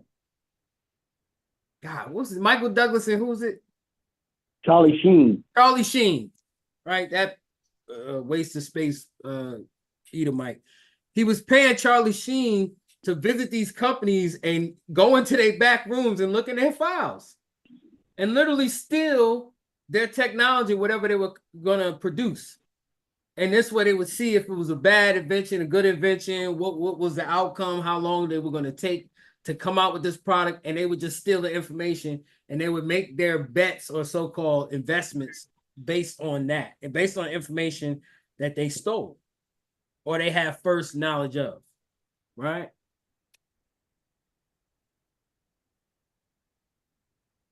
And he used this information in a way only a heartless man would. Instead of celebrating Britain's victory, Nathan ordered his agents to spread fake news that Napoleon had won. And y'all thought fake news was started by Donald Trump. When people heard this fake news, it caused panic selling of the British bonds on the stock exchange. The panic selling caused the price of the pound sterling to drop. And then Nathan, the same man who spread the fake news, ordered his agents to buy up all the bonds people were selling at rock bottom prices. 24 hours later, when the official government messenger arrived with news that the British had won, it was already too late. The British victory made the pound sterling shoot up in value. And because the Rothschilds had bought so much on the stock market, it made the Rothschilds incredibly wealthy overnight. So what basically happened was the spy gave them the right information. They had somebody else go around town spreading the fact that the English or the British lost, right? They lost. Napoleon won, which was a lie. Everybody dumped their shares of the pound sterling. They brought the shares. When the messenger came, he said, guess what? We won. We won, guys. We defeated Napoleon. That's when everybody wanted their pound sterling back. But this time they had to pay more money because they brought it at a cheap price. The Rothschilds brought it at a rock bottom price, And now everybody found out that the British one, now they can sell it at triple, 10 times the price because they're the owners of it. And everybody's going to need their pound sterling back because they didn't lose. The British didn't lose, right? The French did. According to reports, the Rothschilds made the equivalent of 6. If you make at least 150 grand a year and you're still embarrassed to take your shirt off at the pool, I'll get you. The Edomites are crazy. $1 billion due to that single move. And this set the stage for the next time Rothschilds changed the world by controlling how people think. Here's how they did it. The Rothschilds had amassed more money than they could spend in their lifetime, and the 5 sons taught their children the same lessons their father had taught them. Very soon, the next generation had the opportunity to put those lessons into practice. As the years went by and technology advanced, devices like the radio and television were invented. Information was no longer spread No, I want to. using horseback riders. All you had to do was switch on the radio or TV, and you could see and hear news from all over the world. So this is a prominent scripture that I could think of. It's dealing with back in Revelation chapter 12. Give me the flood. Give me the flood. And Shalaki King. Go ahead. So before they control the money, and he paid spies to control the media. That's literally what happened there. Yeah. Right? The spy was on the battlefield controlling the information. Now today, as the guy just talked about, now in the inventions that were created, TV, radio, magazines, and things like that, who control the media today? Right. Right? So they still literally controlling the information that you hear, when you hear it, how you hear it, plus they control the money. Yeah. So this is, again, no new thing under the sun. Right, King. I hear you, King. Go ahead. Yeah. This is the book of Revelation, chapter 12 and verse 15, where everybody has it say Khan. God. And the serpent cast out of his mouth water as a flood after the woman, that he might cause her to be carried away of the flood. Verse 16. And the earth helped the woman, and the earth opened her mouth. Salakia, go back to that. Go back to 15. This is the book of Revelation, chapter 12 and verse 15. And the serpent cast out of his mouth water as a flood. Water as a flood, right? That flood is lies and deception, right? Just straight lies, right? That could manipulate countries, that could manipulate a people group, right? That could put you in a bad way just because you heard the wrong information at the wrong time, right? That's that flood that was casted. It's the wicked lies. Israel is not no more. We're the real Jews. All the stuff you actually seen in this video, all the way going up into the media and their control over the media and how they wanted to manipulate the public, right? That's what this is really all getting into, right? Give me Salaki, let me get Psalm 69 and 12. No, hold that right there. Bring out 69 and 12. We're going to 12. We're going to 12 to, I'll hear it. I think it's 16. Khan. The book of Psalms, chapter 69 and verse 12. And everybody have it, say Khan. God. Khan. They that sit in the gate speak against me, and I was a song of the drunkards. I was a song of who? I was a song of the drunkards. Hold that. Give me Habakkuk 2 and 5. I believe it's Habakkuk 2 and 5. This is the book of Habakkuk, chapter 2 and verse 5. Bring it out. When everybody has it, say Khan.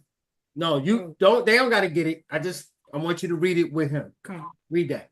Yea, also, because he transgresseth by wine. Because he does what? Because he transgresseth by wine. Go ahead. He is a proud man. Go ahead. Neither keepeth at home. Neither keepeth at home. Go ahead. Who enlargeth his desire as hell. He enlarges, this drunk man enlarges his desire as hell. Keep going on that, brother. Stop right there, Dawad. Brothers, you keep reading on that, brother. Verse 13. 69. Go ahead. Verse 13. But as for me, my prayer is unto thee, O Lord, in the acceptable time, O God, in the multitude of thy mercy, hear me, in the truth of thy salvation.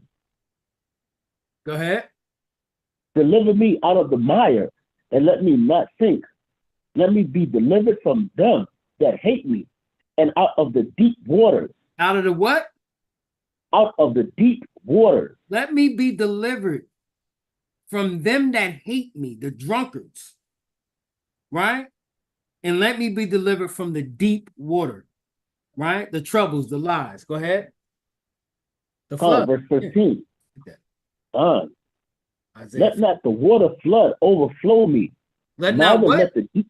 Let not the water flow overflow me. Neither let the deep swallow me up. And let not the pit shut her mouth upon me. And let not the pit shut her mouth upon me. Right? So we talking about being cast into the earth. Right? For the wicked flood of the devil, who's backed by Satan, who told lies on our people so they would forget who we are, destroyed our sanctuaries, destroyed our images, destroyed everything about us, our name in the earth. We're a proverb and a byword. Who do you think made that up? Who do you think the people who made up the proverbs put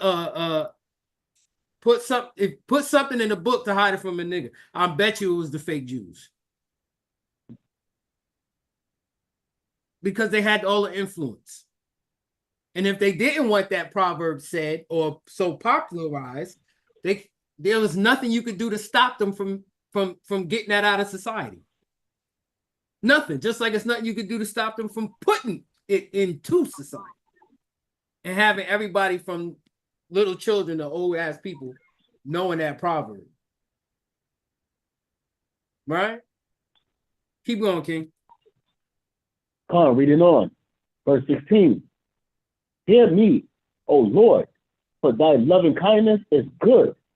Turn unto me according to the multitude of thy tender mercies. God, stop right there. Ashiar, give me Psalms 83. You go back to Revelation. Hold on right there. Don't read it. Don't read it yet. Don't read Psalms 83 yet. You go back to 12.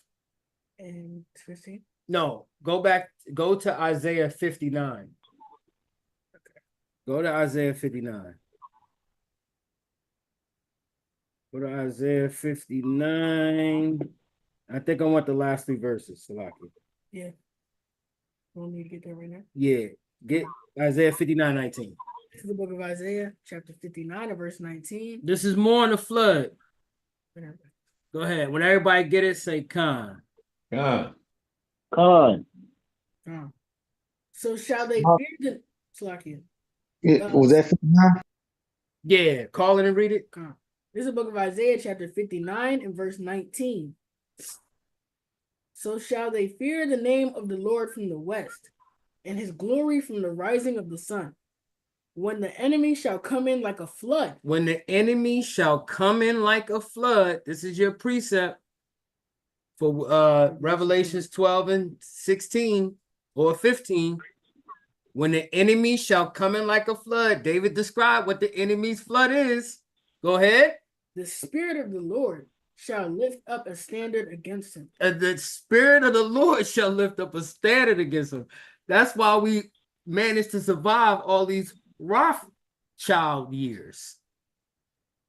Right? Even though we didn't know who we were, some of us did still know that Israel was the so-called Blacks, Native Americans, and Hispanics today. Right? Go ahead. And the Redeemer shall come to Zion. And the Redeemer to Zion. Go ahead. And unto them that turn from transgression in Jacob. And unto them that turn from transgression in Jacob. Let's see how. How do you turn from transgression in Jacob? Go ahead. Saith the Lord. Verse 21. As for me, this is my covenant with them, saith the Lord. My spirit that is upon thee, and my words which I have put in thy mouth, shall not depart out of thy mouth, nor out of the mouth of thy seed, nor out of the mouth of thy seed's seed, saith the Lord, from henceforth and forever. From henceforth and forever. Right? That's how you repent. That's how you receive salvation. That's how you lift up the standard. Let me get real quick. Let's double down on that standard. Let me get Isaiah. What on Isaiah 13 and 1. And just double down on that standard. That's with the banner. That's with the upper banner. That's the same thing. It's the book of Isaiah, chapter 13 and verse 2. Everybody has it, say con. Con. Con. Con. Lift ye up a banner upon the high mountain. That banner is a standard, right? That banner is these laws, statutes, and commandment. Go ahead. Commandments. Exalt the voice unto them. Right? Shake the hand. And that's what we do at camp. We out there exalting the voice, shaking the hand. Right? Telling them where they can go and how fast they can get there. Right? Go ahead. That they may go into the gates of the nobles. Right. Because we're calling our people back too. We're also calling our people back. Right? And it doesn't always have to be pretty, just like we're reading. Right? But we always gonna lift up that banner or that standard. Okay, go ahead. I have commanded my sanctified one. That's it on that. That's it on that. That's that we're not dealing with that right now. Let me get that Psalms 83 and 1. Robert Kushar. Yeah, con. The book of Psalms chapter 83 verse 1. When everybody have it, say con. Con. Con. Con. Keep not thy silence, O God. Hold not thy peace, and be not still, O God. Go ahead. For lo, thy enemies make a tumult, and they that hate thee have lifted up the head. Go ahead. They have taken crafty counsels against thy people, and consulted against thy hidden ones. Go ahead. They have said, come, let us cut them off from being a nation. That's the name of Israel. Go ahead, Salakia. Con. They have said, come, and let us cut them off from being a nation, that the name of Israel may be no more in remembrance. That the name of Israel may be no more in remembrance. And that's that wicked flood. Right? That's what the earth had to open up her mouth to help us with by exposing books like Pawns in the Game, by exposing books like From Alexandria to Cleopatra, right? Exposing books as Babylon and Timbuktu, right? All the archaeology in Puerto Rico, over 800 artifacts in Puerto Rico. You got tombs in Mexico, right? You got the Bat Creek Stone, the Aztec pyramids, right? You got all this archaeology and anthropology that's been coming out over hundreds of years. That's how the earth, like the elder always says, that's how the earth helped the woman. It exposed the devil's lies, that flood that came in. Keep going, King. Verse 5. For they have consulted together with one consent. They are confederate against thee. Go ahead. The tabernacles of Edom. That's all I need. The tabernacles of Edom. Notice they mention him first. Right? Because even though they mention the Amalekites, or what is it? The Ashkenazi, what is it in there in that verse? They gave them specific Amalek. Even though they mention Amalek, those are Edomites. He was an Edomite before he was an Amalekite. Right? Stop right there. Let's continue the rest of this video because I know it's late. I know some of y'all got. This was a new era, and the Rothschilds saw it as a threat. They had lived their lives by the principle that money is power. But this new generation of Rothschilds realized that information is a new form of power. If you can control the information people hear, you can control what they do. According to sources, the Rothschilds secretly invested in media companies, television networks, Hollywood. There goes that red media. They was calling Kanye crazy. Yeah, he's crazy. There's your red media. Right? All their Jewish cousins and aunts and uncles and second and fifth, 10th damn cousins will get it before we do. Right? The Goldberg family. Right? Give me some names. Goldberg family. What is it? Steins. Right? They gonna get it before we do. We just the performers. That's how they know the real Jews. We the ones who we're the salt of the earth, baby. We sing the songs. We're the best actors, actresses, cooks, inventors. Right? We make this thing going, man. They just financing it on their left-hand side. Right? Production studios and newspapers. The data on exactly how many media companies the Rothschilds own is difficult to find.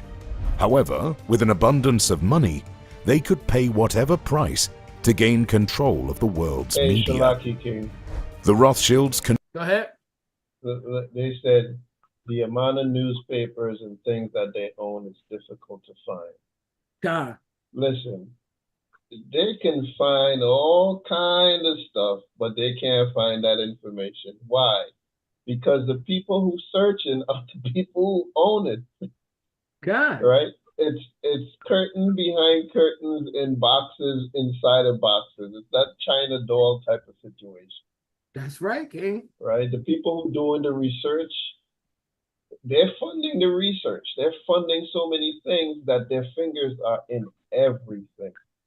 So you can't really figure out what they own because they control everything. Right. So they could, and again, what it started off saying, they understand that information is power. So they're controlling the information that you see, hear, and everything dealing with information. Not just the news, it's every type of information. That's what we in right now. They call it what? The information age. That's right. So there you go. Are you? Con, beautiful point. That's beautiful. Matter of fact, because you made that point, I was gonna save this for the end of the video, but we can come back to the video because I'm pretty sure y'all got the gist of it. It ain't really too much longer. Let's stop this video real quick and let's find out some of the things they own today. I'm pretty sure some of you scholarly brothers already know what they own, but I did some digging, and you just gotta kind of like you gotta add it up. Like Shemaiah was saying, man, they pretty much own it all, and that's what I pretty much. When I did my calculations, it adds up to everything, right? When you hear the conglomerates they own and they have access to, or they're the head investor of, they own the most shares of this particular company. That means they own it. You understand? That's how that works. So let's say if there's 100 shares, you own 51 shares. You're the owner of the company.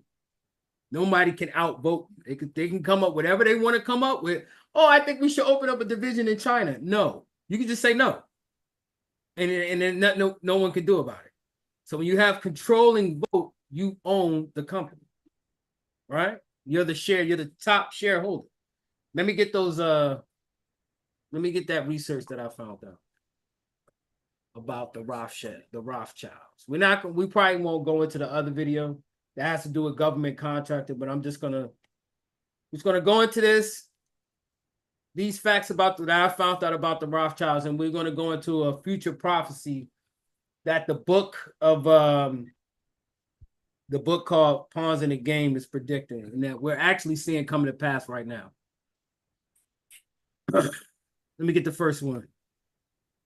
Now, the richest county in the United States of America just happens to be where I live at, and that's in Virginia. Read that real quick.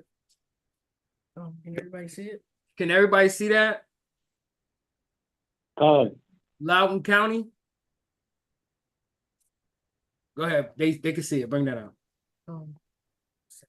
Okay. Wait, I'm not seeing, I'm seeing small thumbnails. Yeah, my son, he's doing something right now. I don't know what he's doing. Yeah, well, I'm not, just the thumbnails we're seeing too. Okay. You wanted to bring it up full screen for us?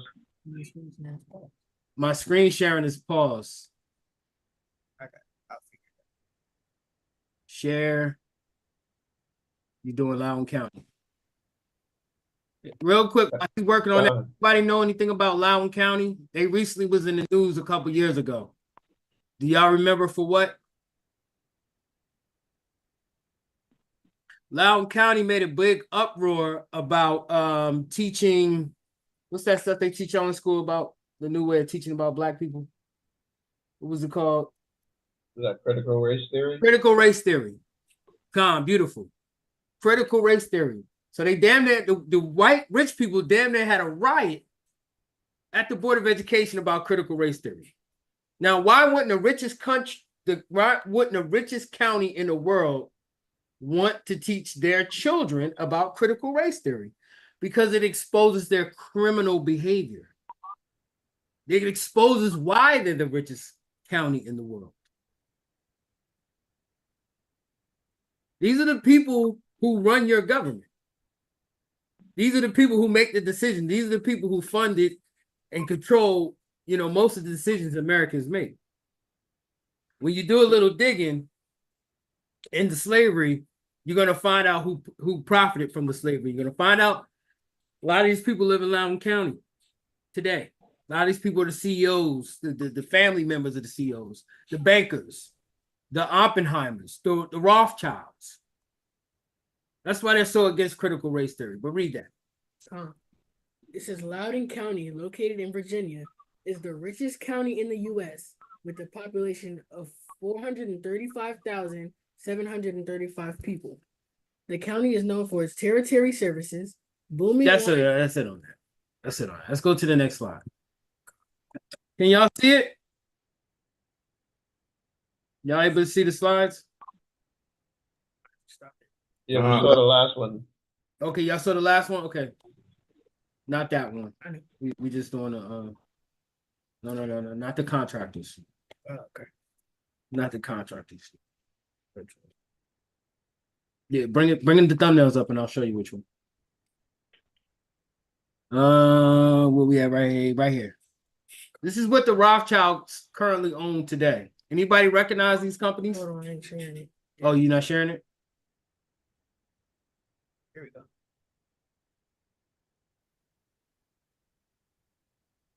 Anybody recognize these companies? Read this off real quick, DJ.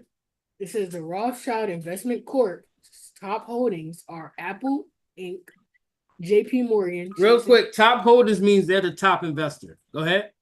Apple Inc., JP Morgan Chase & Co., NVIDIA Corporation, Alphabet Inc., which is Google, and Chevron Corporation. Right. Now let's see if these major corporations that control healthcare, you got Apple with the healthcare, you got Apple with the school system, you got Apple with the United States military, you got Apple with pretty much everybody in the world. Right? Let's see if let's go ahead, go to the next slide. Let's see if these companies have government contracts. And this is the video we were going to go into next. But for time's sake, we're going to wait to expose how the Rothschilds have their hand in the upcoming wars that's coming up and why they're the top contractors. Read that. It says, yes, Apple Incorporated has government contracts with several agencies, including the Departments of State, Justice, Defense, Interior, and Health and Human Services. And Health and Human Services. We'll stop right there. Continue on. Let's go to the next slide. So yes, Apple has government contracts because to be a government contractor is the highest paid job on the planet. Most people think it's a lawyer or doctor. No, it's a United States contractor. Yeah, give me JP Morgan. Now the Rothschilds own JP Morgan. Let's see if they have government contracts. It says, yes, JP Morgan Chase has government contracts, including one to verify payment information for the federal government before payments are issued. Chase also has a repository of federal data for contracts over $25,000 on their Chase for Business website. This data can be used to research which agencies have contracts and what products and services they are buying. Go to the next slide. So JP Morgan Chase, that's owned by the Rothschilds, one of the biggest banking institutions known to man, they have government contracts to the United States government. Now let's look at NVIDIA. This is a technology company. Read that. Today, NVIDIA unveiled two key new partnerships, one with the U.S. government's National Science Foundation and one with the world's largest data center co-location provider, Equinix. Right. Equinox. Okay. So NVIDIA, one of the biggest technology underground companies in Silicon Valley, which pretty much controls all forms of technology, they have government contracts and they're owned by the Rothschilds. Well, wait, what? Go back to what was the slide you brought before? Did it say the largest data company? Bring it back. NVIDIA. Bring back NVIDIA. This is Shemaya's expertise. Go ahead. No. It's just again, it's all about the information, world's man. Largest data center. Right? The world's largest data center. This is crazy. Information age. You know they got information data on everything, everybody. And what do you see a lot of these companies doing now today when you go buy something in any store? They want your email and they want your phone number. Right. Because once you buy a pack of gum, they know you buy gum. They know the flavor of gum you like. They know how many gums you buy, everything. They have data on everything you do today, man. And they use that data to make you buy more things, to sell you more things. This is how these companies work. You go into the pharmacy, you buy cough medication, they know, oh, you got a cold or somebody got a cold in the house. Everything that you do today, they're compiling information about it. Go ahead. Yeah. And I don't think there's one social media company that doesn't have their bases in NVIDIA. Not one. Because they are. Go ahead. And they all shared information with the government, whether you believe it or not. That's right. All of these social media companies, they're in line and share information with the government. These are the real quick, Shemaya, these are the thinkers. These are the think tank guys who go to the government and present ideas. How about this? We start a company called NVIDIA and we just get data on everybody. This way y'all don't have to kick people's doors in.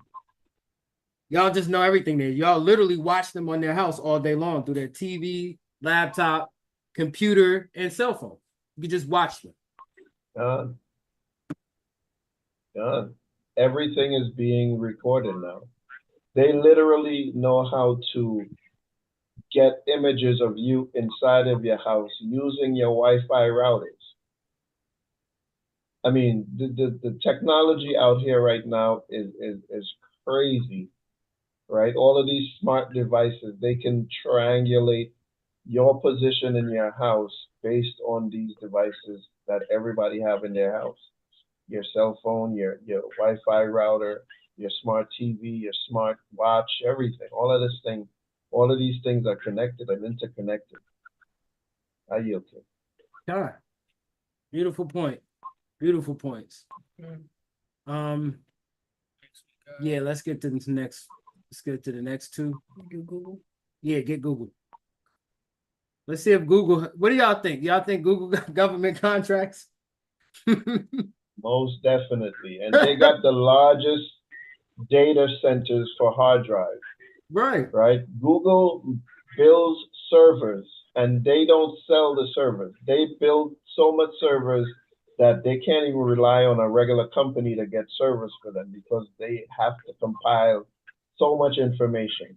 So the servers they build it for their data farm. And that word data farms, that's literally what it is. It's mass land underground that they have rooms very, very large with thousands and hundreds of servers. That's all they're doing is compiling data and saving data. Go ahead, King. John, I used to, well, I do Uber, and in the mornings I used to have this client because I like to, keep people around. That's cool. I used to drop him off in Manassas. It's one of the biggest data farms you could find in Virginia, in Manassas, Virginia. And he, young man, he used to go to work early in the morning, so he was dependent on me. I couldn't get up that early in the morning anymore, but he actually flew out to, I think, a different country. He said he was leaving. He hasn't called me since I don't know if he came back or not. It's been about a year and some change, so I'm pretty sure he's back in the U.S. But the point is, he worked for a big, what Shemaiah is talking about, a data farm in Manassas, Virginia. A lot of these tech companies, like Google, home headquarters are in Virginia. And that's not by coincidence, that's by design. What else is one of the biggest tech companies that you wouldn't know as a tech company is the United States military. That's why all the big tech companies are in between North Carolina and Virginia, because the United States military is spread between North Carolina and Virginia, right? It's not a coinky dink. This is by design. Read that. Yes, Google has federal contracts, Yes, Google has contracts with the U.S. government at the federal, state, and local levels. At the federal, state, and local level. So that's your kids' school, all your colleges, all your infrastructure, right? Anything you dealing with technology, Google, NVIDIA, JP Morgan, they're all owned by the same family. The same wicked, corrupt family we were just watching a video on and we just read a book about, or parts of a book about. Keep going. Google subsidiary, Google Public Sector, has been working with the government in education since 2006. Since 2006. Now, let me hip y'all to something. On 60 Minutes, I don't know if you can YouTube this. You remember a guy named Bill Gates? He used to have a company named Microsoft. Shemaiah and some of these brothers old enough to know what I'm saying. Back in the year 1999, the United States government sued Bill Gates, broke up his company. He got on 60 Minutes and said, listen, any crime you want to commit, know that the United States government knows about it. Just because they didn't knock in your door and arrest you doesn't mean they don't know about it. They know everything. This was said in 1999 and on 60 Minutes. Anywhere you go, underground, behind lead, behind copper, anything you want to think about, they know, because that's the technology that they stole from Bill Gates and amongst other people. And now, during this lesson, I realized who really took the technology. Because Bill Gates ain't a Jew. That's just a dirty white man. Well, he works for the Jews. Oh, yes, he does. He works for the Jews. Go ahead. Next slide. Go ahead. Finish that up. Has been working with the government and education since 2006 to help the public sector institutions accelerate their digital transformations. Beautiful. Hey, Shalaki King. Bill Gates King. has been doing more than just the digital transformation with the government. Of course. They were doing a lot of things with gene drives, yes, which goes into taking DNA or making food products be able to target certain DNA.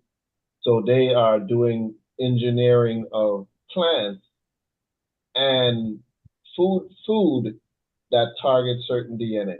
They supposedly supposed to make the plants be stronger to resist insects and fight insects, but they also are able to make it target certain DNA. I wonder whose DNA, what nation of people DNA they want to target. The Israelites. They've been doing so much wicked stuff Yeah, Bill Gates is one of many devils. Yeah, he's Serious definitely wicked a stuff devil. this dude is into, man. Go ahead, King. Check this out. I'm glad you mentioned that. So that very year when that report came out, I started college at Jersey City University. I didn't finish, but I started college. I gave it the old whatever heave ho. It didn't work out.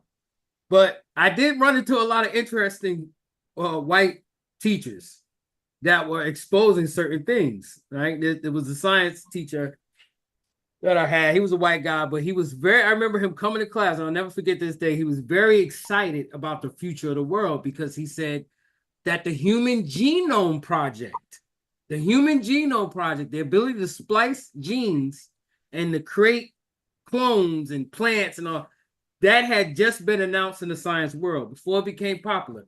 I'm going to have my son read this. It's not on the screen, but I'm going to have my son read this about the Human Genome Project, and it's exactly what Shemaiah was bringing out. Go ahead.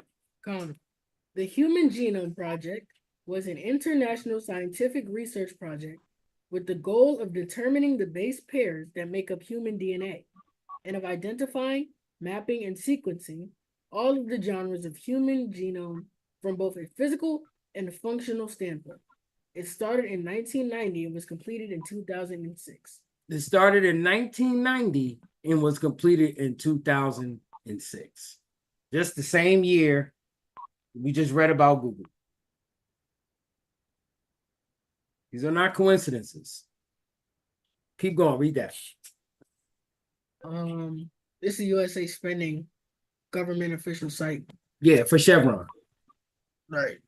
USA Spending government official site, delivered order, DO, right? Completed. Award agent, right? Department of Defense, the DOD. Recipient, who? Chevron USA. Who owns Chevron USA? The Rothschilds. So yes, Chevron is another company involved in the government spending. So when they create these spending bills, now y'all know who they're giving the money to.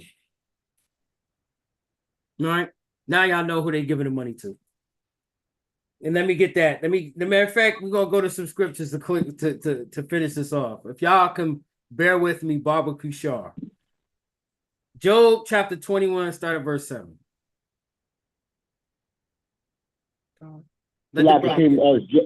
Job 21 verse 7. Yeah, start at verse 7. Let the brother get it. And you're gonna get James 5:1. Khan, it's the book of Job, chapter 21, verse 7. When everybody have it, say Khan. Khan. Job 21, verse 7. Wherefore do the wicked live, become old, yea, are mighty in power? Go ahead. Their seed is established in their sight with them and their offspring before their eyes. So their seed is established, right? In their sight and their offspring in their eyes. That's why Mayor Bauer or Red Shield or Rothschild, he used to critique his children because he knew that they would be his future in the conquest of the world. Go ahead. Read it on. Their houses are safe from fear, neither is the rod of the Most High upon them. Go ahead. Their bull gendereth and their bull faileth not. Their bull gendereth, right? Their bull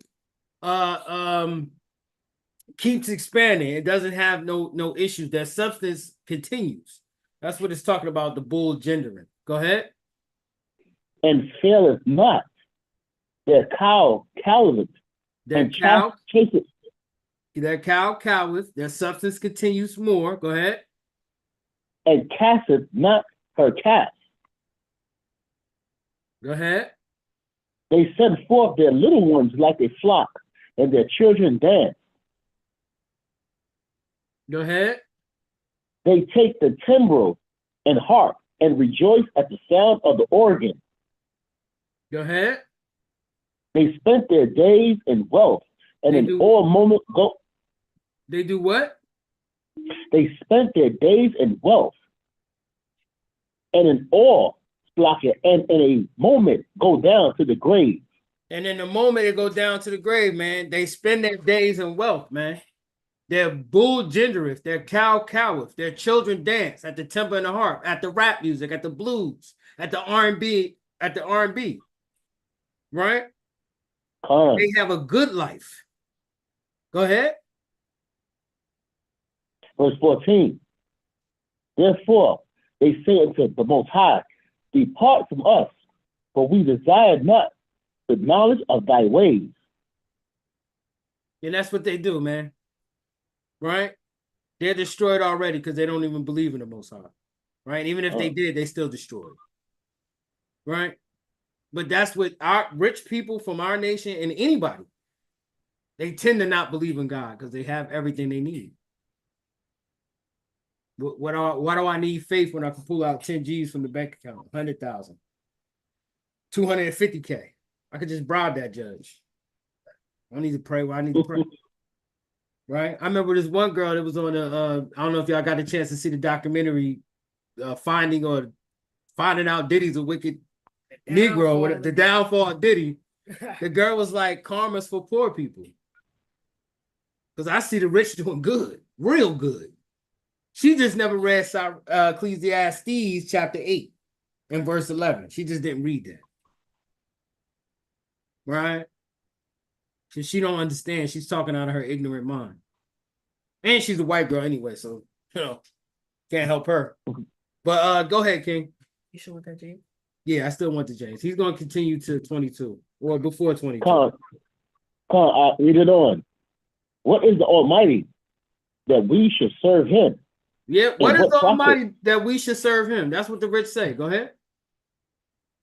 And what profit should we have if we pray unto him? And what's the profit we gonna have if we pray unto the Most High God, man? I'm rich. Rich. Go ahead. Lo, the good is not in their hand. The counsel of the wicked is far from me. How oft is the candle of the wicked put out? And how oft cometh their destruction upon them? God distributed sorrow in his anger. They are as stubble before the wind. We're going to stop, Salakia. They are stubble to the wind. We're going to stop right there, King. I'm going to let my son read this, and then we're going to read one more page from that book, and then I'm going to let y'all go. I hope I'm not boring y'all. I hope, this is edifying. Hope everybody didn't go to sleep on me. Hey, we're following the money, King. I'm following the money. Got the money back on. Y'all like my living room? That could be a Rothschild living room, brother. Oh, man. They got me, man. They made me do the video. The penthouse, King. Praise. Hey, Salakia. Go ahead, King. Hey, because Chaarawtaza, you better watch out, brother. All this info you bringing. By the end of this lesson, brother, Pentagon and the Quantico gonna be knocking. You don't know they right here. I'm right in their backyard, man. They probably waiting for the video to end so they can just hop over the gate. Right. But, man, I was gonna expose some serious players. If y'all have me on here again, man, or if y'all follow me on the Dragons, then I might do a impromptu lesson 2 on the real contractors and who the Rothschild is funding nowadays. Talking about like Blackwater, the mercenaries and all that. About Blackwater, the mercenaries, Honeywell. I was going into all that. Yeah, I'm looking forward to that too. Beautiful lesson, man. Beautiful lesson, man. Bring that out. Go ahead. What'd you say, King? All praises. Oh, okay, yeah, all praises. Bring that James 5 and my son's gonna read this, brother. James 5:1. This is the book of James, chapter 5 and verse 1. Everybody has it, say con. All praises. Con. Go to now, ye rich men, weep and howl for your miseries that shall come upon you. Your riches are corrupted, and your garments are more heathen. Verse 3. Your gold and silver is cankered, and the rest of them shall be a witness against you, and shall eat your flesh as it were fire.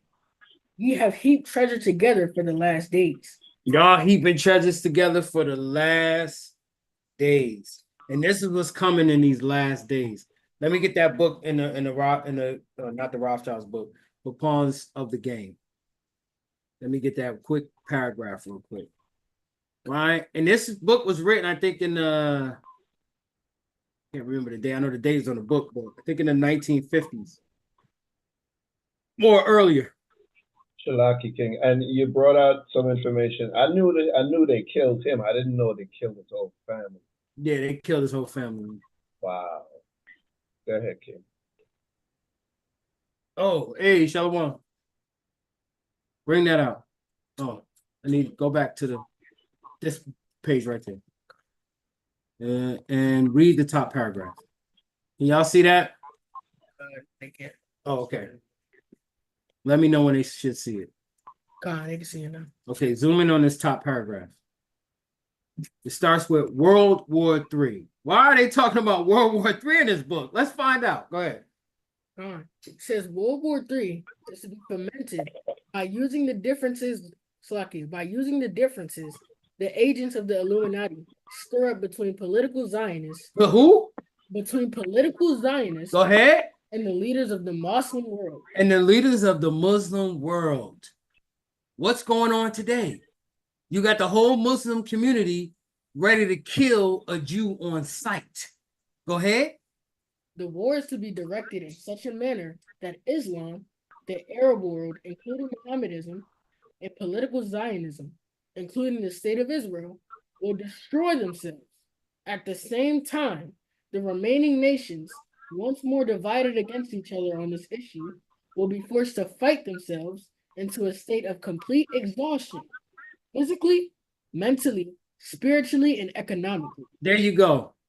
So the countries that's involved on either the Israeli or Muslim world, they're going to exhaust themselves physically, mentally, spiritually, and economically.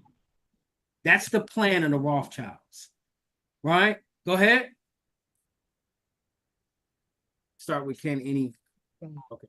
Can any unbiased and reasoning person deny that the intrigue now going on in the near, middle, and far east isn't designed to accomplish this devilish purpose? Isn't designed to accomplish this devilish purpose.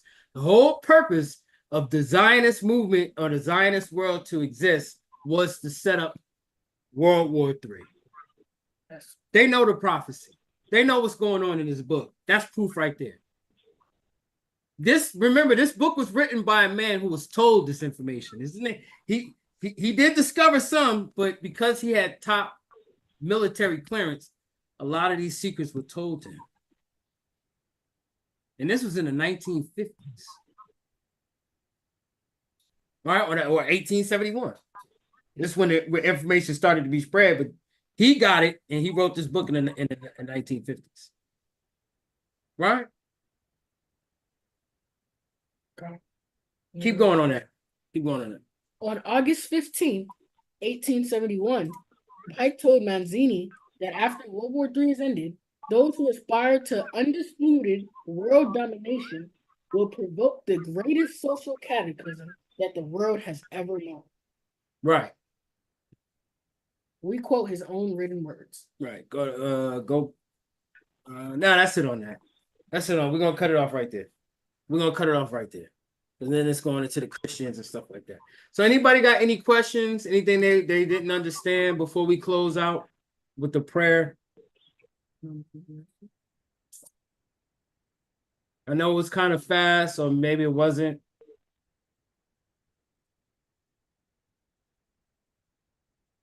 And what about the paragraph we just read? Anybody got any comments on that?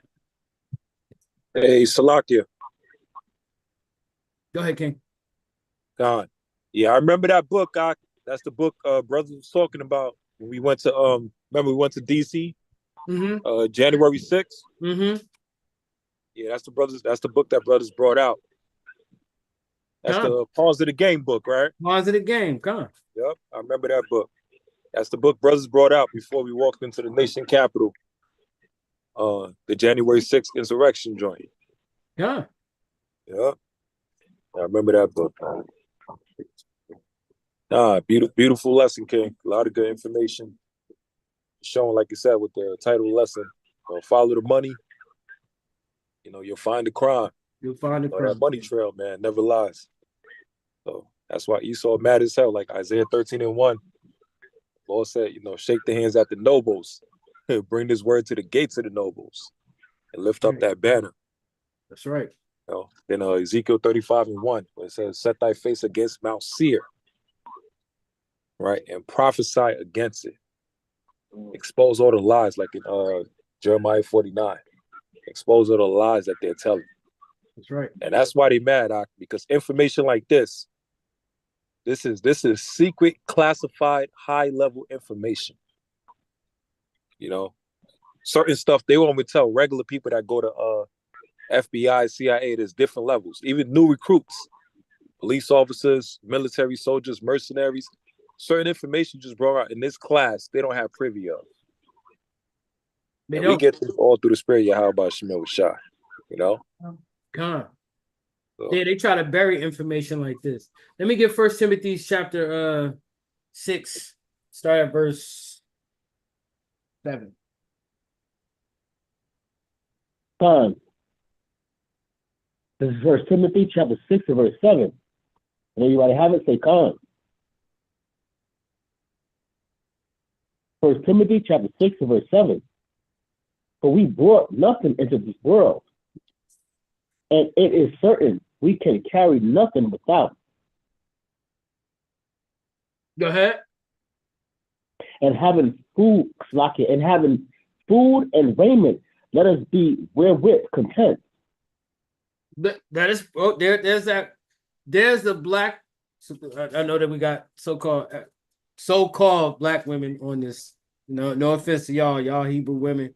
Y'all know better than that. Y'all should know better than that. That's that evil word, content, for the modern day women. What do you mean be content? I want the big car. I want the big house. I want the $160,000 salary. You can't even talk to me. Read that again. Content. And having food and raiment, let us be wherewith content. Go ahead. But they that will be rich fall into temptation and a snare, and into my foolish and hurtful lust. And a what kind of lust? And a what kind of lust? And into many foolish and hurtful lusts. And that's what that money is going to do. It's going to enter you into many foolish. Read that again. King. Read from the top. But they that will be rich fall into temptation and a snare, and into many foolish and hurtful lusts. And hurtful lust. Hurtful lust. Because you get your heart, you get your mind all worked up. And it is nothing. It means absolutely nothing. Money, American dollars, are not even worth the paper that they're printed on. That's just a fact. It's not backed by gold or silver anymore. It hasn't been. We haven't been on the gold standard for almost 100 years. It's not even worth toilet paper. Toilet paper is more valuable than money. As you can see during the pandemic. But you get yourself worked up. I gotta have it. And it don't mean nothing. It don't mean nothing. The Most High is who make it rich and poor. And that doesn't mean how many dollars you got in your damn wallet. He can have a billionaire buy you everything you need. What do you need cash for? He got you a house, got you a car, he got you a dental plan. A lot of millionaires don't even have a damn dental plan. A lot of these rappers are like, they can't even go see the damn dentist. Because they're worried about the big chain and the women and the big butts and stuff like that. Continue on, King. I'm rambling right now. Shalakia. Shalom. Go ahead, King. Go ahead, Elder. The reason money also says hurtful lust, because with money you have to have a discipline. If you don't have discipline, then you're going to get yourself into hurtful situations. right? The scripture say, he that's unfaithful with little is unfaithful with much, and he that's faithful with little is faithful with much. So that's saying if you're not a disciplined individual and you get money, it's just going to bring out the worst in you, Right. right? If you're a womanizer and you get money, you're going to become a big whoremonger. If you're an alcoholic and you get money, you're going to become a major alcoholic. If you're somebody that's been known to be abusive and got a lot of envy and strife and disrespectful and hate people, when you get money, it's going to magnify you more, right? So that's really the danger of money, because you're not disciplined, right? Just because you can do something don't mean you should do it, Right. right? Just because you have the power to get a lot of women like P. Diddy don't mean you just should do it, right? You should still be selective in what you're doing. And the thing is, when people get money, they're not selective. They just feel like, I got all this money, I can get anything I want or any woman I want. And a lot of times they can, because this society is run by money. And it brings them into hurtful lust and eventually destroys them. But that's what it is, because you're not disciplined. You get yourself caught up in hurtful lust. Come on, Elder. Wise words from the Elder. That's 100% right. Somebody got something else? Hey, Shalaki King. Go ahead, King. This is kind of random, but I was just watching this random interview somebody did with this old man on the street. Like, what are the things you regret the most in life? And the old man just kind of, started thinking for a minute, and he's like, I regret being a hoe. It's like, what do you mean? Like, I regret all of the women that I used to sleep around with. He said, man, I wish I kind of just relaxed and just stayed with my wife. We'd still be together today. I still have feelings for her, kind of, whatever, but I grew up in that environment. My brothers were hoes. My uncles were hoes. My cousins were hoes. Even my mother was a hoe. She got 5 kids by 4 men. So I grew up in that environment where everybody was a hoe. And, to think that this old man has looked back in life, he's like, yeah, these are the things that I regret. So like, it just popped in my head in that, a lot of times we as the elder was saying, things get magnified. You see other people living a certain lifestyle and you think that's the right way and you do it, and it's like, yeah, but growing up, he was kind of, I guess, athletic or famous or whatever, and a lot of females used to like him, and he kind of took advantage of that opportunity and he did what he saw everybody else were doing. So did he make himself a hoe? Was it in his environment that made him a hoe? His mother, like he said, was a hoe. His uncles, everybody around him. We grow up and we see other people do things and we think that's the right way to do it. But then when you get old and you realize, man, that thing destroyed my whole life. That's right. But this was a powerful lesson, man. And with these rot devils that they love blood, there's so much information to bring out on this family, man. I know you kind of just barely scratched the surface, and it's just so much rabbit holes you can go down to when it deals with these people, man, because they literally got their fingers in everything. Because when you're on that level where you have so much money, what are the things you think about?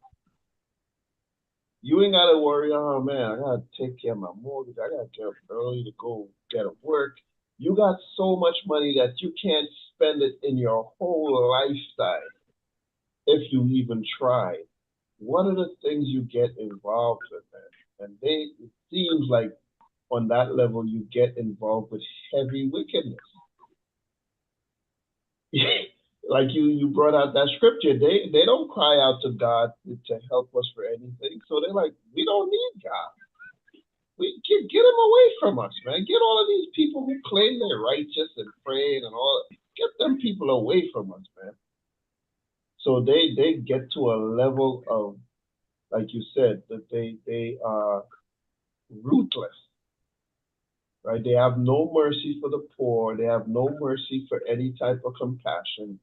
They are ruthless people. Like you brought out, they are their family are literally the ones they patterned Mr. Burns from in The Simpsons. And we see Mr. Burns is a wicked ass, wicked to the core, wicked.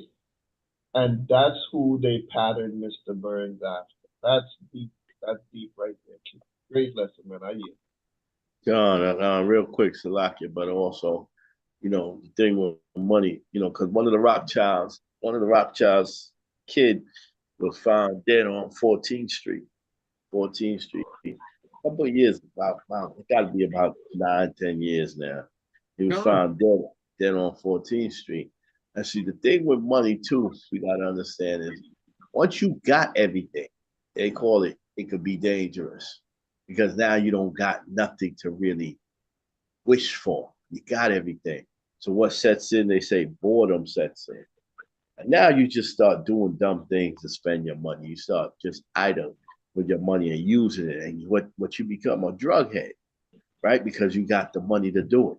So now you just become a drug head because you're idle, you're bored, you have conquered everything. There's nothing, there's no goal, there's no accomplishment. And now you become an alcoholic or you become a drug head. And that's what happened to some of these kids, man. They got everything. They got everything from beginning, right? So they don't know what to do with themselves. Then they start using drugs. See, that's how that's why the Most High tells you a blessing can be turned into a curse. Blessing can be turned into a curse at any time, right? You think it's a blessing. People think it's a blessing to win the Powerball or the lottery or the Mega Million, but then it becomes a curse because they're not disciplined. And then they get themselves caught up in a lot of things. Check out how many people have won the Powerball and have died around that from winning the Powerball. Check it out. So you got to understand money. If you're not right within yourself, money is a dangerous thing. You got to understand that.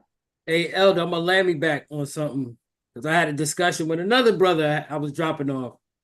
And he was bragging about how he wanted to get, all this money and he was going to be successful at it because of where he worked and yada, yada, yada. But I said, where's your army? Where's your people? Anybody, the Italians can come. They could just take it. I don't know, the gun runners can come take it. The local drug dealer can come take it because you don't have a support system around you.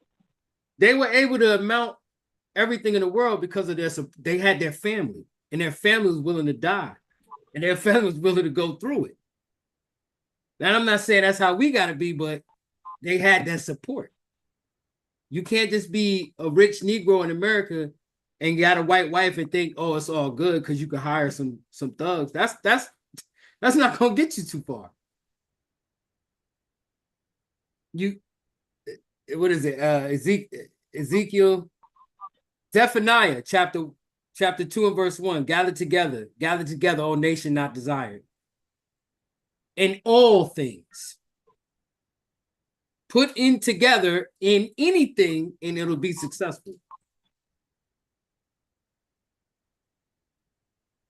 Right, but that's it. I just had once. Well, the brother confessed with that scripture. What verse was you on? And then that's it. I'm closing out. I promise. Yes, Salakia came here, verse 10. Go ahead. 1 Timothy, the 6th chapter. And this is the culmination of the whole lesson. Go ahead. 1 Timothy chapter 6 and verse 10. For the love of money is the root of all evil, which while some coveted after, they have erred from the faith and pierced themselves through with many sorrows. And pierced themselves through with many sorrows. Just like the elder was bringing out. Brother Shemaiah was bringing out, right? And all y'all brothers and sisters know about. The love of money is the root to all evil, right? But that's my lesson. That's all I got. Thank y'all. King, real quick. Go ahead, King. As you end on that note, right? Go ahead, King. The love of money, right? Not money itself, right? But the love. KS1 had a song back in the days called "Love Gonna Get You." I love my car. I love my chain. I love these. We fall in love with these material things, and you want more, more, more, more. Then you start robbing. You start plotting. You start scheming. You start lying to people because you want more material things. You fall in love with it. So the love of these things, that's what's going to destroy you. Not money itself. Right. Money is a defense. You can use money wisely, but the love of it can destroy you. Right. That's right. The love of money. Right? Khan, anybody got anything else they want to add? Speak now or hold your peace till next time. Khan. Once again, I hope y'all enjoyed the lesson. I'm Brother Chaarawtaza, one of my readers. Brother Duwad, Khan. I don't know how y'all close out normally, but that's all I got. Y'all want to close out with a prayer, or how y'all do it? Khan. Yeah, we close out with a prayer, King. Beautiful lesson again. We'll definitely close out with a prayer.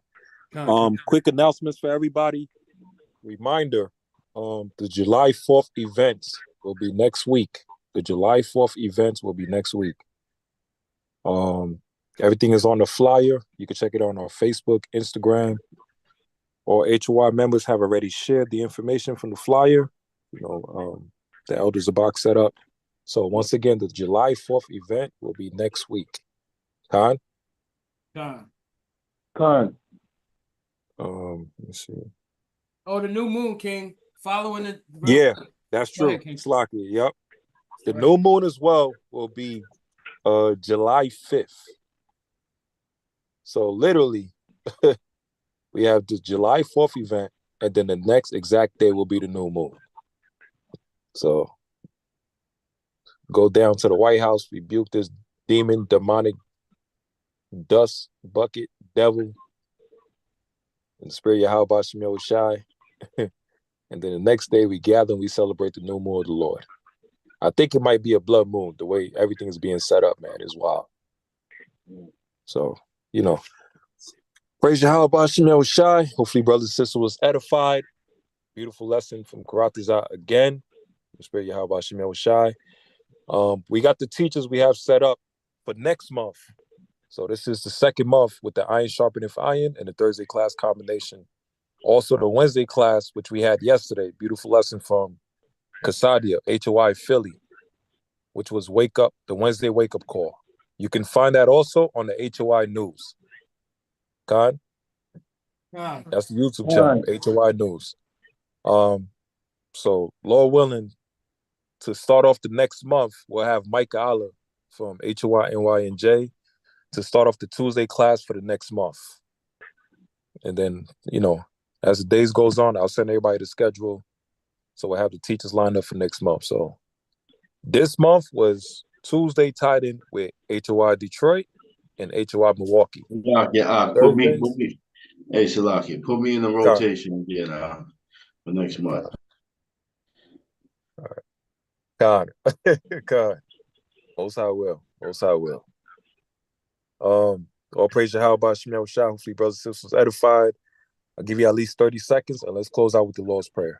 Khan? Khan. All right.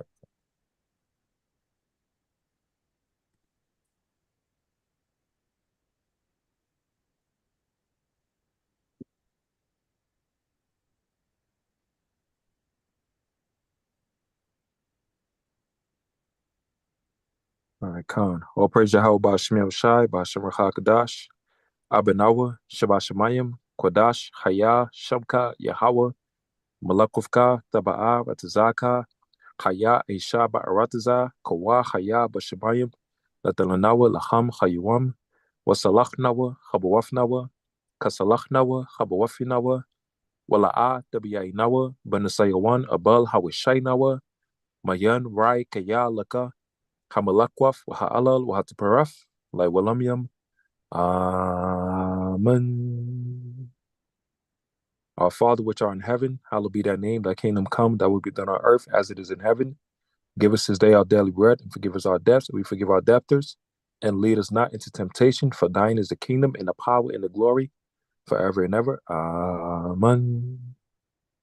We ask you, how about Shemel Shah, to please watch over the brothers and sisters of the nation of Israel, to guide us and protect us, and to strengthen us in these last days, to strengthen us as well, mentally, physically, spiritually, also to bless us as a nation financially as well, Yahweh Shemel Shai, to also bring judgment and a wrath and righteous judgment against the heathens, and destruction and curses against them, and also to strengthen all your children in these last days to overcome the trials and tribulations, to be prepared for the glorification of Yahweh Shemel Shai and for the kingdom of heaven.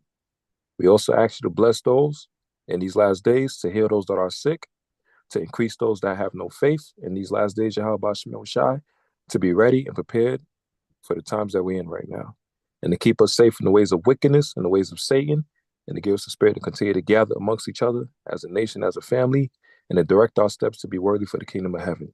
Dua Tuwab Awalam. Amen. Khan.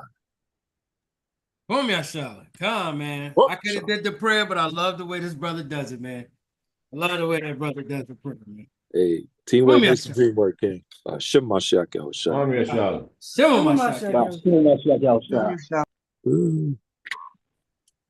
So, Lord willing, reminder, 4th of July event, and also the new moon that's coming up July 5th.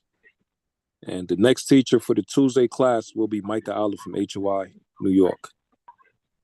That Thursday, we all going to be in DC, so there's no teachers for that. It's going to be a rapid fire unity blitz rebuke. Good. So, all praises, man. Call me, Shaw. Yeah, as Mike Olive say, raw for your God. Oh, for your God. I gotta call that brother, check up on him. So, follow the money. That's a lot of money to follow, man. Hey, speak about all about the Benjamins. All about the Benjamites. Right. All about the Edomites. A lot Good. of money to follow. A lot of blood money. A lot of blood money. All of it. And just notice, they ain't even really getting to the slave talk. Man, that's what I'm saying. There's so much to touch on this topic. You could barely scratch the surface. Right. Yeah, there's so much of rabbit holes and twists and turns and so many different industries and it's so many things they're into, man. It's like, yeah, it's crazy to ridiculous. When I'm done with the next video, the continuation of this, I'm putting it on the Dragons Den. So check. I'm gonna put it in the group chat. It'll probably be another hour, probably an hour video. But we're gonna get into what they're getting into now, or what they're been into, and who the new Rothschild family is, or what they've been into. Right? All praises. Kings. Shalom, family. Shalom, family. Shalom. All right, call me Shalom to everybody. Thank y'all for tuning in. All praises. Shalom. All praises, King. Mighty good luck. Shalom. Shalom. Woo. Yahweh Shem Shem Kadum. Call me Shalom. Shalom. Come here, Shalom. Come here, Shalom. Come here, Shalom.